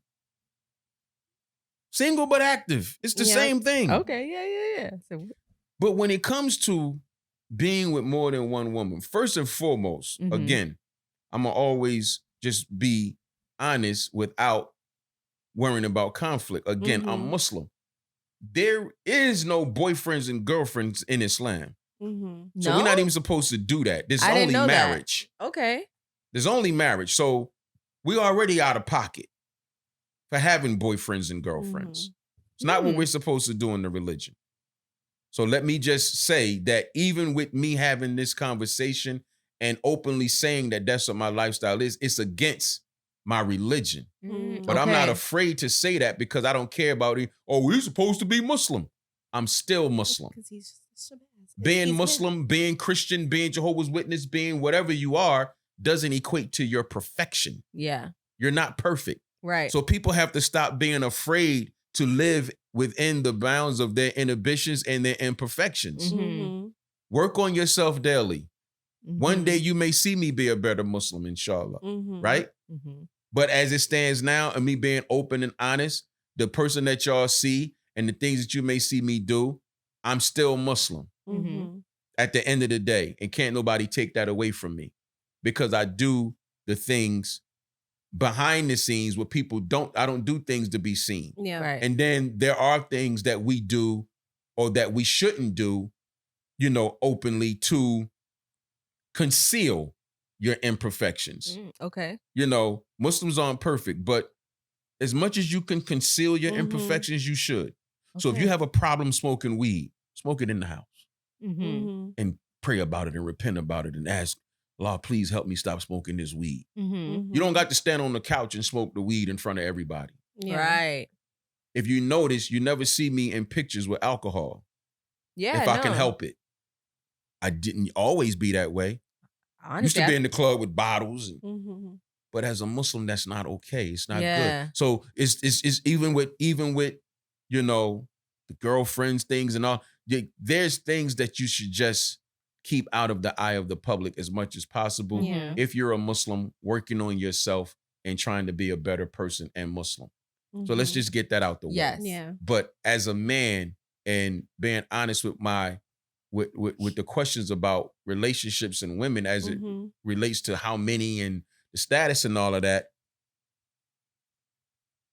men are not born monogamous. Oh, Baz. Baz. They're not. Monogamy is a choice that men make. Okay, it's a choice. So he can It make is. the right choice to say, I'm just gonna be with Sharrell and only Sharrell. Listen, If that's his choice. If If a that's man his said- choice, by future nature- husband, I'm looking at you. by nature, Okay. we're not monogamous beings. And I believe that. That's why men cheat so much. See, Lily believes that. But Like, it's what the do you- truth. And I'm just like, Let me, because it's hard for you to accept because you got your mind on my Prince Charming, which he does exist if he wants to commit to being that. first of all, if you're listening on Spotify, Apple Music, all the guys inside the room are agreeing with Are Shabazz agreeing to have a and big smile Lily. on their Because face. y'all know But I've been because it's the preaching truth. this. Let me watch this. Watch this. You have a man that cheats on his woman Mm-hmm. and can still come home and love her to death and treat her the same. Yes. Why? Because all he did was go out and satisfy his natural instinct. Yep. That's all he did. He don't love her no less. He don't want to leave her. He don't want to get put out the house. He don't want her to go. None of that. He went and satisfied that natural urge. Now, if he's with a woman, he's married to a woman, and now he decides, I'm going to marry another woman because there is a responsibility that comes with having more than one. Mm-hmm. It's supposed to be for marriage. It's not for boyfriends and girlfriends. Okay. It was established from the times of back when, of when men going off to war, Okay. losing men in war, leaving wives and families behind for other men to have to look after, right? Mm-hmm. So that's the origin and the etymology behind it. Even in the Quran, it'll tell you, you can have up to 4, but one is best for you if you only knew. Why is one best for you if you only knew? Because of the responsibility that comes with having more than one. Okay. Yep. So it's not about, I can have it, so I'm going to get it. Because if you get it, you better be able to maintain it. Yep. Otherwise, you're out of pocket and you're in error. So when you say to manage it or maintain it, what does that look like if he's gonna have multiple wives? He has to be able to afford that. He has to be able to afford. If Sharrell wants her own home and Lily wants her own home and they don't Correction, want to live Baz. in the same household. My land, okay? Oh. 50 acres. Listen, your land, your acres, you are entitled to set your stipulations of your involvement in I a love that. polygynous marriage. I love Yeah. that. You have a right to do that. Okay. Yeah. When your hand is asked in marriage, you have a right to say, this is what I want for my dowry.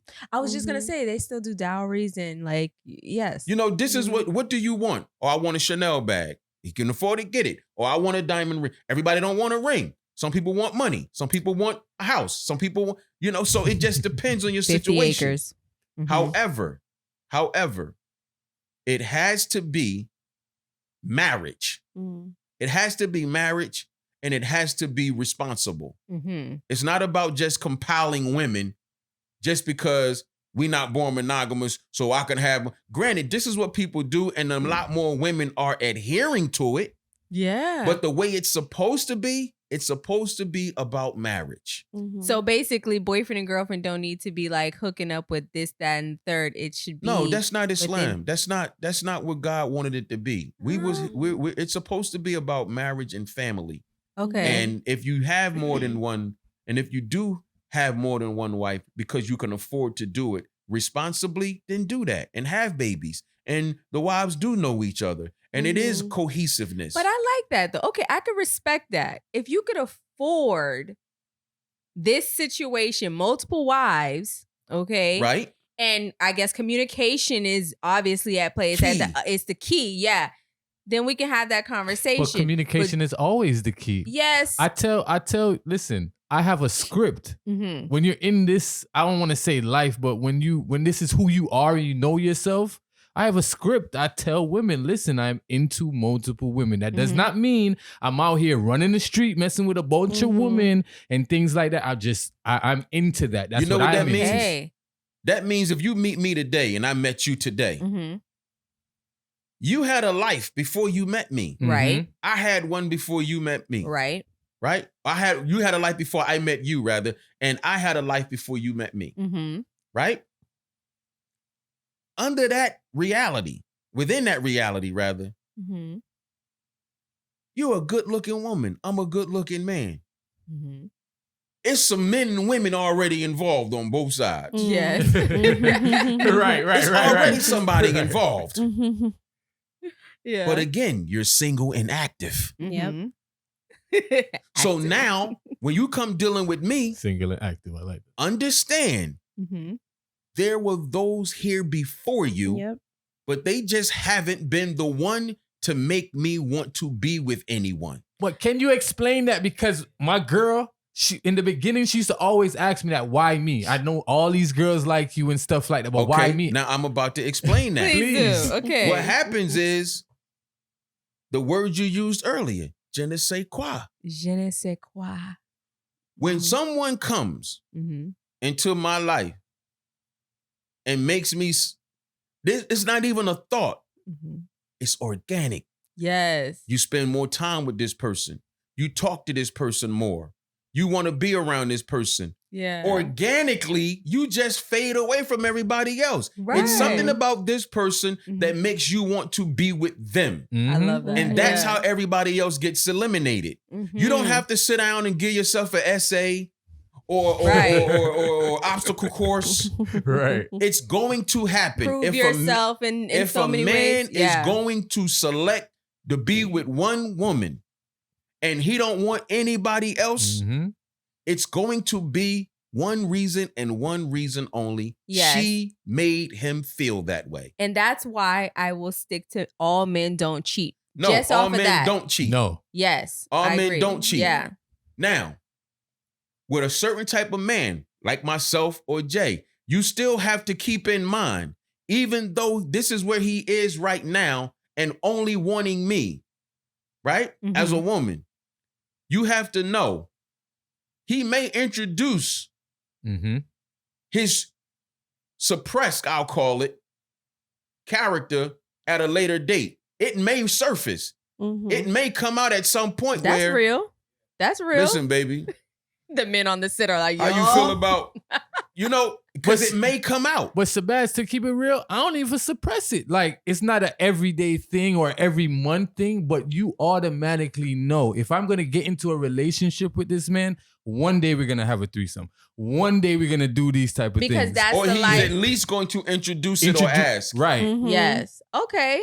Right? Okay. it may never happen, but you have to be open-minded about who you dealing with. See, he gets it. So when it comes, Yeah, don't for be sure. shocked and flabbergasted. So Because to he the- said it from the start. To the too. women who get in a relationship with you and try to change you, Mm. who think they can They change. What do wanna you be say the to one. What do you say to women who get into relationships knowing that this is who I am, but they try to eventually Like I could be the Change person. I don't have to say anything. It doesn't work. Mm-hmm. Bendy facts? It doesn't work. I don't have to say anything. It's not happening. And I'm very vocal. I've told women, me and you will never be together because I don't trust you. Mm. Damn, ooh. I like what we got. We do what we do, but to be my woman, I can't do that with you. I don't trust you. Why enough for are you that. so honest though? Because I be love like, it ain't nobody so gonna check me. much. So I'm gonna be honest. I'm not gonna be rude. But that's Reminds why me you of my got to be uncle. honest, because what's going to happen when you honest, you save later issues. Yes. It's about to I say don't that. want nobody to be able to say, why didn't you just tell me the truth? Mm-hmm. I was just about to say. Why didn't you just tell me the truth? Knowing she couldn't handle the truth, right. but you give them that liberty to have that one up on you to say, why didn't you tell me the truth? Mm-hmm. You So know- guess what? Just give them the truth. Because at the end of the day, if you're a confident man, right? Mm-hmm. And you know that you're capable of obtaining women, Mm. you don't have to lie to this woman and Nope. rob her of her right Right. to choose or refuse Mhm. Right. who you are. Right. If she not with it, dog, go get somebody else. Yeah. Don't waste that lady time. Yes. I Don't do agree. that to her. Mhm. Don't go in there, you know what I mean, and put the daddy long stroke on her and get her all in her emotions. Don't get Don't dickmatized, dickmatized. ladies. Stay focused, baby. You understand what I'm saying? Don't get Don't do that. Don't put the lady kneecaps to her shit- earlobes. That shit is real. Shabazz. And then be I love talking it. and been saying all of those things. in Shabazz her after ear. dark. I love it. But Shabazz, if you don't do that, she gonna be in the group chat talking about you But with what her I'm saying friends. So is- you I'm gotta saying- think they're like a precedent. why you letting I'm outside- saying don't do that and be lying to Oh her. yes, Right. yes, okay, yes, Right, yes, I right. agree. Yes. Doing that and lying is a recipe for disaster. Yeah. I would prefer a man to keep it 100 with me. I really would. Now, the thing that messes me up is you're presenting yourself one way, and then 6 months of you not getting the cookie, then your true self starts coming out. Listen, You start feeling and really being who you are. that's so because the cookie was the only thing on the menu from the beginning. yeah. Oh. And they're running out of ways to get it. Yeah. Lit. They're running out of ways to get it. So everything that they thought was going to happen, in order to get it, she had a maneuver for it. Yeah. Mhm. She had a slip game. She got the shoulder roll like Floyd. Mhm. Mm. She keep getting out of it. Yep. Now you frustrated. Yep. Mhm. When in all actuality, all you had to do was keep it tall from the beginning. I've told my female friends, I've told my sisters. One way you can get rid of a man early on, let's ask him, Ask him what, Baz. do you want some pussy or not? Okay. Because if you want it, let me go ahead and tell you right now, you're not getting none. Okay. Now, if you want to get to know me and see what happens later, let's go ahead and get that out the way. Yes. But don't try to finesse and finagle me out of my drawers because it's not happening. Because they'll talk up a storm. Yeah, and you know what? A lot of times women think that, you know, you giving up the cookie, you sucking his shit is gonna keep him there, and it's really Nah. not. No. It's no. not. Men do not stay in situations other than they want to be there. Right. Yes. Mhm. Come on, Fendi facts. I That's told the my only daughter reason. today. They want to be there. Mm-hmm. They love you. Whatever that is you got going on, the comfortability, they're there because a man who wants to leave or a man who wants to cheat will not be hindered by Yeah. whatever you do to him sexually. Yeah. Mhm. Yeah. He's gone, even if you think it's working, he just don't feel like the hassle. Right. He's gonna Yeah. let you believe you keeping him in place. Yeah. But he gonna go do what he want to do. And that's a person. That's a human. Mm-hmm. People are going to do what they want to do when they want to do it, and they're gonna find a way if there's an obstacle. Oh my Mhm. God. Ain't that the truth? That's a fact. It's Yeah. just people. Yeah. Mhm. I tell men, don't fool yourself about your woman, dog. Yeah. No, my bitch in check, dog. All she do is go to work and come home. She go to work at 6:30. Her schedule is every day. I know what she do. When she get off work, she comes straight home. She home every day at 6:30, dog. When she got time to cheat? On her lunch break with me. Right. Listen. Right. On her lunch break. Right. Anywhere, anytime. When you talking to them, when you talking to men who done really been out here Mm-hmm. and done did some things, you understand it don't take long to cheat. At all. Just take a few minutes. Not You even. ain't gotta take them off, just pull them to the side. That's it. It don't take long. Ladies, I hope you're So listening. just understand, when you in a relationship, the peace comes with your. I need y'all to understand this. Is this my camera? Mm-hmm. Yes. It's your camera. You locked and loaded. Oh, he took the shades off, ladies. When you in a relationship, your peace and security comes from self-confidence. Mm-hmm. That's where the peace is. Yep. When you leave the house, right? And I leave the house, you go left, I go right. Yes. Mm-hmm. I'm confident in what I'm putting into this relationship. Yes. Mm-hmm. That if you somewhere during your day messing this up and it get back to me, Ooh. you lost something. Man, you sound like you mentored me to be who I am. Because I swear, hey, You ask lost- my girl. That's the same line I tell her. You lost something. I'm valuable to this. Yeah. I'm trying So to tell if you somewhere messing this up You did say that before. I ain't say that and before. it gets Okay. back to me, Alright. I'm leaving you. Yeah. And you're going to have to deal with that. Yeah. If both people feel that way about themselves, Mm-hmm. they not going to be worrying about what the other person Mhm. doing. Yeah. So if you cheating, just be good at it. What? I have to end it on this only because when you cheat on somebody who's a good person, Right? you fuck yourself up heavy.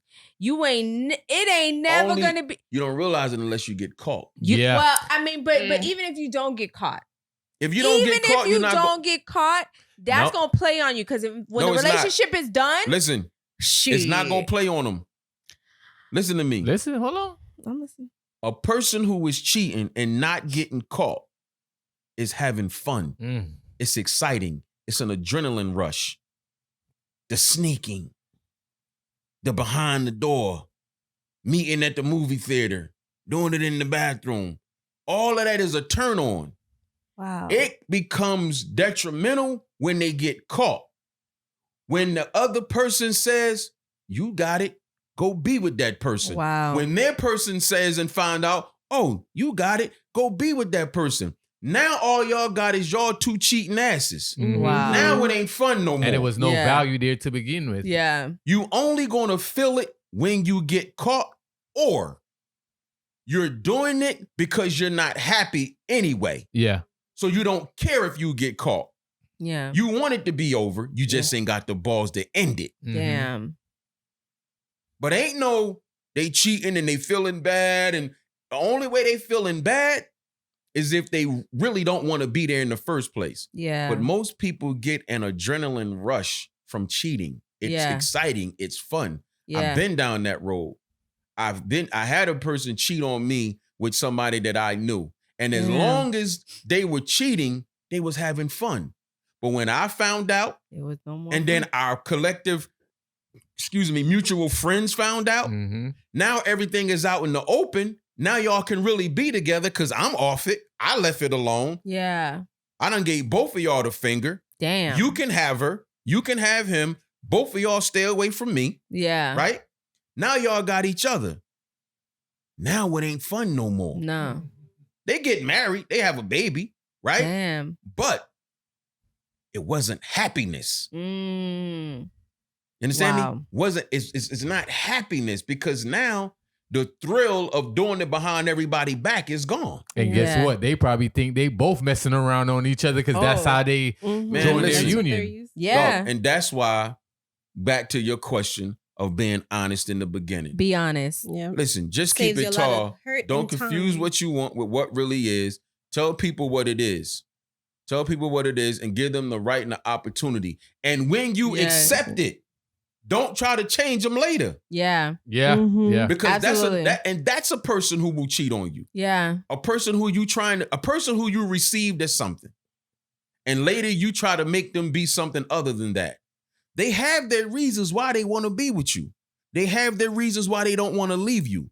But now you're trying to constrict me by changing something that you already knew. Right. So now I have to please me and do who I really am, but I got to protect you and keep it away from you. Damn.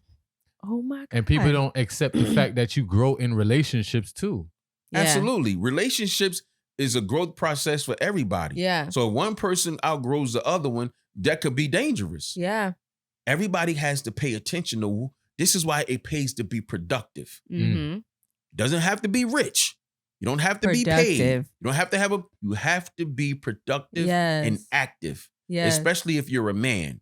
Your woman has to be able to look at you and smile. Your woman has to look at you and be proud that you her man. You don't have to have a lot of money, but you have to be a hard worker. You have to be a go-getter. You have to be a person that she knows he may not have it today, but he gonna get up every day and go figure out how to get it. Yep. So for the women who typically say, oh no, he has to have this, he had the city girl mentality, like I need him for everything. Focus on that ambition and what have it now when you're not focused on what could be. You know, a lot of people don't want to fall in love with potential, right? But being productive is what's going to show you, can he handle this? Stop that. Stop right there. Say what you just said again. People don't want to fall in love with what? Potential. Everything is potential because we don't know the unknown. Everything is potential. So why knock a man or a woman for their effort? Why belittle someone because when they're putting in effort? Yeah. Talk to me if they're not trying. Yeah. Talk to me if they're not giving effort. Don't talk to me about, oh, I ain't dealing with nobody on their potential. Because guess what? If you go and find a man that got a bunch of money, right? That might not even share with you. No. Let's just, watch this. I mean, it's about facts. potential. You find a man that got the money that you're looking for, got the lifestyle, got everything you're looking for. And then you yourself, you the bad bitch. And he like you. Guess what? You still are going after potential because you are hoping he potentially do the things that you want him to do. Right. True. Right. It's still potential. He might not. That's what I'm telling you. Now he might in the beginning trick a bag off, right? He might trick off. He might do the things that you expect him to do monetarily and materialistically. Yeah. But now when you get attached, now you want that other stuff that's really real. Right. But now here comes the narcissist. Now here comes I pay the cost to be the boss. Now here comes you ain't going nowhere unless I say so. Right. Now here comes where you think you going. That sounds like toxic. Now you overlook what you were potentially getting yourself into. So when women be talking that I ain't dating off potential, you better, because some of y'all get non-motivation and fall in love with that. Yeah. Which do you prefer? Yeah. Wow. Potential leads to progress, but progress leads to success. Yeah. So what's wrong with potential? Everything moves in stages. But again, people operate outside of individualism. Yeah. People do what they think other people want them to do. Everybody wants to be accepted. Yeah. So they do what they think is the acceptable thing to do. Jeez. Baz, you gave us so many gems. Like, can he be a guest like once a month? yeah, because we literally can talk for hours. You here all night. And I think that we need another segment, podcast day for this. Let me tell you something. There's so many things I have to ask, but we won't do it tonight. From the day that, and I'm gonna say this before you get to that book, because I want to say this. I'm here, Sharrell, because the reason why I asked you, when am I coming on the podcast, is like I said earlier, and I don't even know if we were recording when I said it. And if we were, then apologize for the repeating.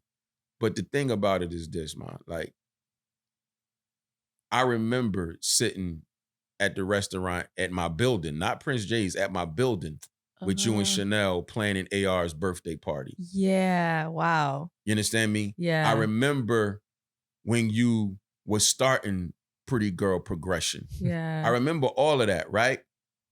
So I watched you be the waitress. I watched you move around in our circles. Like I've seen it. So when I'm on the gram and you always on my page, you always saluting, always complimenting, always reposting. Yeah. So when I saw you had a podcast, I didn't know if it was 3 episodes or 300. I'm going.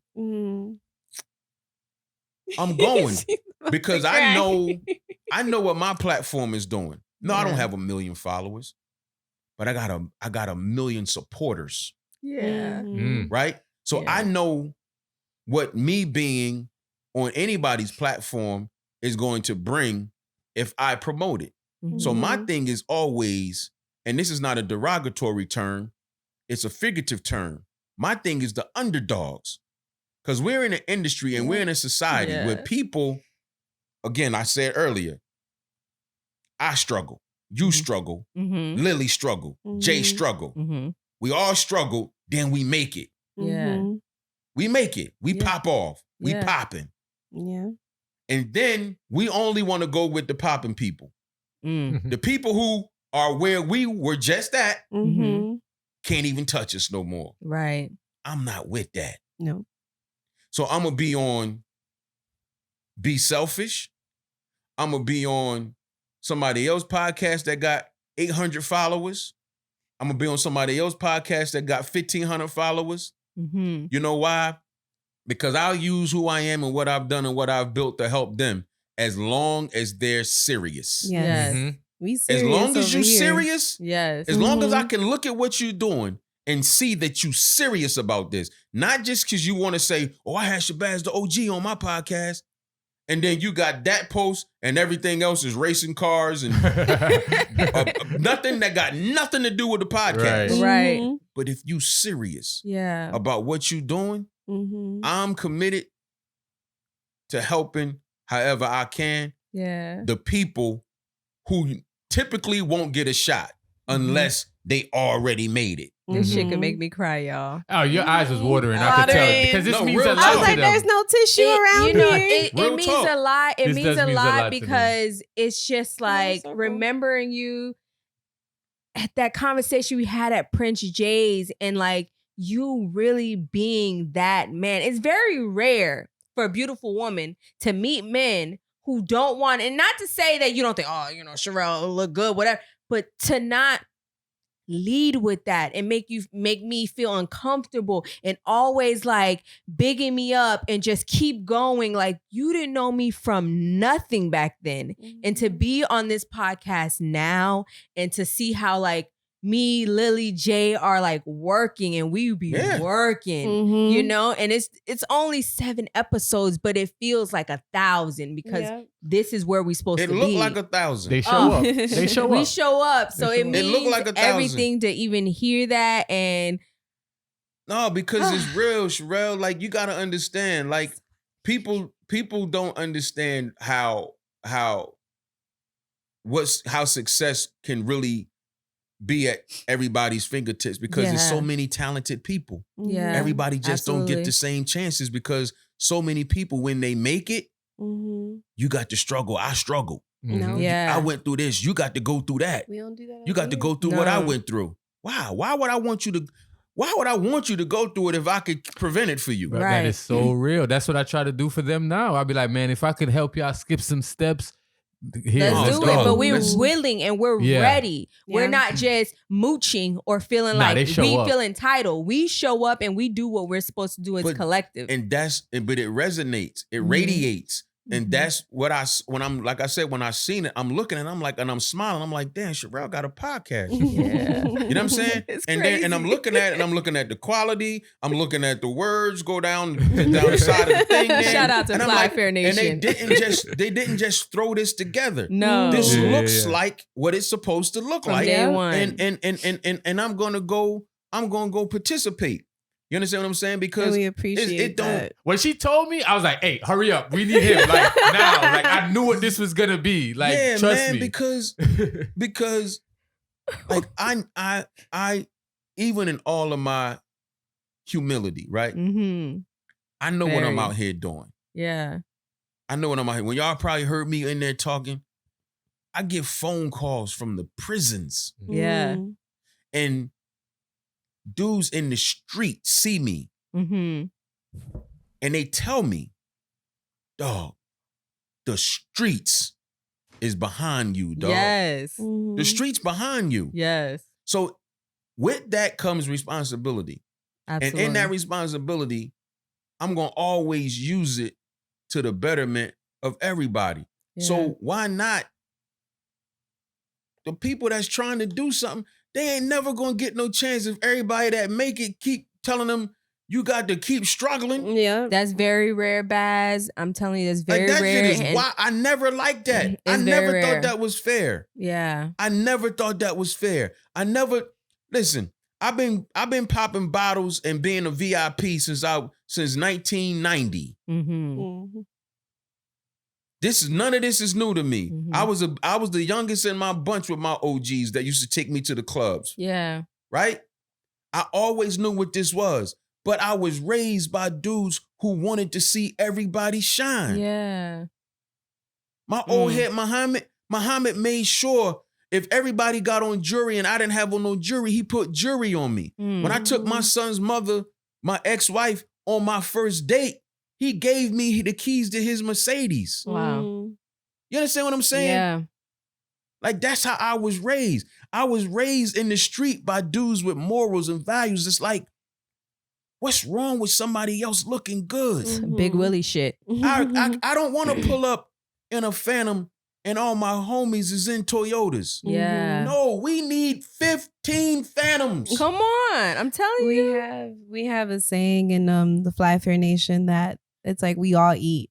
So it's like if we're in this team, we all eat. Yeah, team results. We all eat. You got to. It's nothing wrong with it. Right. But insecurity will separate that. Yeah. A person who has to be the only one shining is an insecure person. Absolutely. See, I come from the era when you looked at dudes in the picture, you didn't know who the boss was. Yeah. Everybody got on jewelry. That's so crazy. Everybody got on fly shoes. Everybody got on gators. You don't know who's who. And that's why when I talk about 2008, like you just didn't know, like everybody was lit. Yeah, nobody. Everyone. No, but I'm just open and honest and transparent. But nobody wouldn't know that I wasn't carrying the same size bag that my guys was carrying because we don't make each other look small. Yeah. Absolutely. That's facts. And we all move like bosses. Yeah. So when it comes to the give back, so I don't care about a blue check. I don't care about people. These people will tell you. I answer every DM every day. You do. Mm-hmm. Somebody can DM me and say, "Yo, OG, man, I've been following you for years, man. OG, you think you can give me a follow back?" Follow. Yeah. I don't know them. Didn't look at their page, and I might need to start doing that. Yeah. But my first instinct is it's not that deep. So why not? I love that. It's not that deep. Yeah. So, when you look at your followers and you got 200,000 followers, but then you're following 5,000 and that don't look right. Man, I don't care nothing about that. I'm out here in the real world. Yes. And when you hit that button, for whatever reason, it makes somebody feel good. It does. What the fuck does that do for me, to hurt me to do that? Yeah. Nothing. It don't bother me. But again, people only want to cater to the ones who have. I used to say, like, man, Allen Iverson, that's my little brother. And I use the analogy, him and any other celebrities that I'll come up with and hung out with, party with, had relationships with, all the way fast forward to now. You could be a person that go to this club every week. Mm-hmm. And every week they're going to make sure you do everything you're supposed to do to come in that club. Mm-hmm. We going to come there 40 deep and get in free. Mm. And if you don't want to, and might not spend no money, might tell you, y'all need to give us something. But because the celebrity was there, you gave them whatever they wanted. Right. So you could be able to say, such and such was there. And I get the business aspect of it. But somebody who's your loyal customer, who's always there, right, when the celebrity is not, you won't get them that same gratitude and that Yeah. same grace. They don't. You know, in some cases they might, but overall and ultimately, it don't work like that. Yeah. It doesn't. Like, I just like this, you know, the haves get more and the haves not get less. Yeah. And that's just a narrative that if I can help change it, I will. That's why I love you for this. Like, I absolutely thank you so much for being a part of our podcast. No, for sure. When y'all look up, I'm gonna be on the stove. It's like I'm speechless. I'm speechless that this is actually happening. Because yes, as a friend, but it's still, you're still so humble and you're so graceful and you have so much game to give us. So, because there's only, like I told you before the cameras came on, me, Elon Musk, Jay-Z, Bill Gates, and Warren Buffett all got the same thing in common. yes, All we got is today, baby. absolutely. All we got is today. And we're going to end it on that note. All we have is today. So for the people that want to reach you, or actually, you said you wanted to say something about your book, right? Yes. No, I thought you did. Oh, no, I was going to say, like, where can the people find you? Give you I don't want to say information? stalk because after I seen that episode on Netflix about stalking is not cool. So where can people search, order, and find all things of Shabazz? BAZZTHEOG.com. BazzTheOG.com. The book is there. The audio book is there. The ebook is there. Merchandise. Imani Ashley. Shout out to my sister Erica and my niece Imani. And I also have a line within the line called the Game Spitters Collection, which is just a collective of different sayings and things that I say. That's on shirts and hoodies. That's within the Imani Ashley brand. I know that's right. That's all on the website. You can just hit the link in the bio on my Instagram page, ShabazzTheOG.com. Dope. Yeah. And and you can catch me. You can catch me walking down Biscayne. You can catch me running through the park. You can catch me at the Doo-Wop with Mike Gardner. Yeah. You can catch me Anywhere. I'm around. And I if ain't you guys, hiding. if you guys want to know more about Baz, make sure you follow him. We'll make sure we tag you for sure. Yeah, and then when it's time to when y'all ready to chop this up and cut it, and you put the promo together, send it so I can post it and tag it and send them over here so they can get over here and see what's happening. You know, we absolutely will. And we like to end it off on just a affirmation, something positive. And yeah, so I want to say it's not always about what you know, but it's about who you know, building connections, honoring those connections, and just being a real OG. Yeah. And like I said earlier, pay attention to everything. It's his motto. Don't ignore anything. And use common sense and critical thinking for all things. Epi, that's it. So here we grow. Here we grow. Here we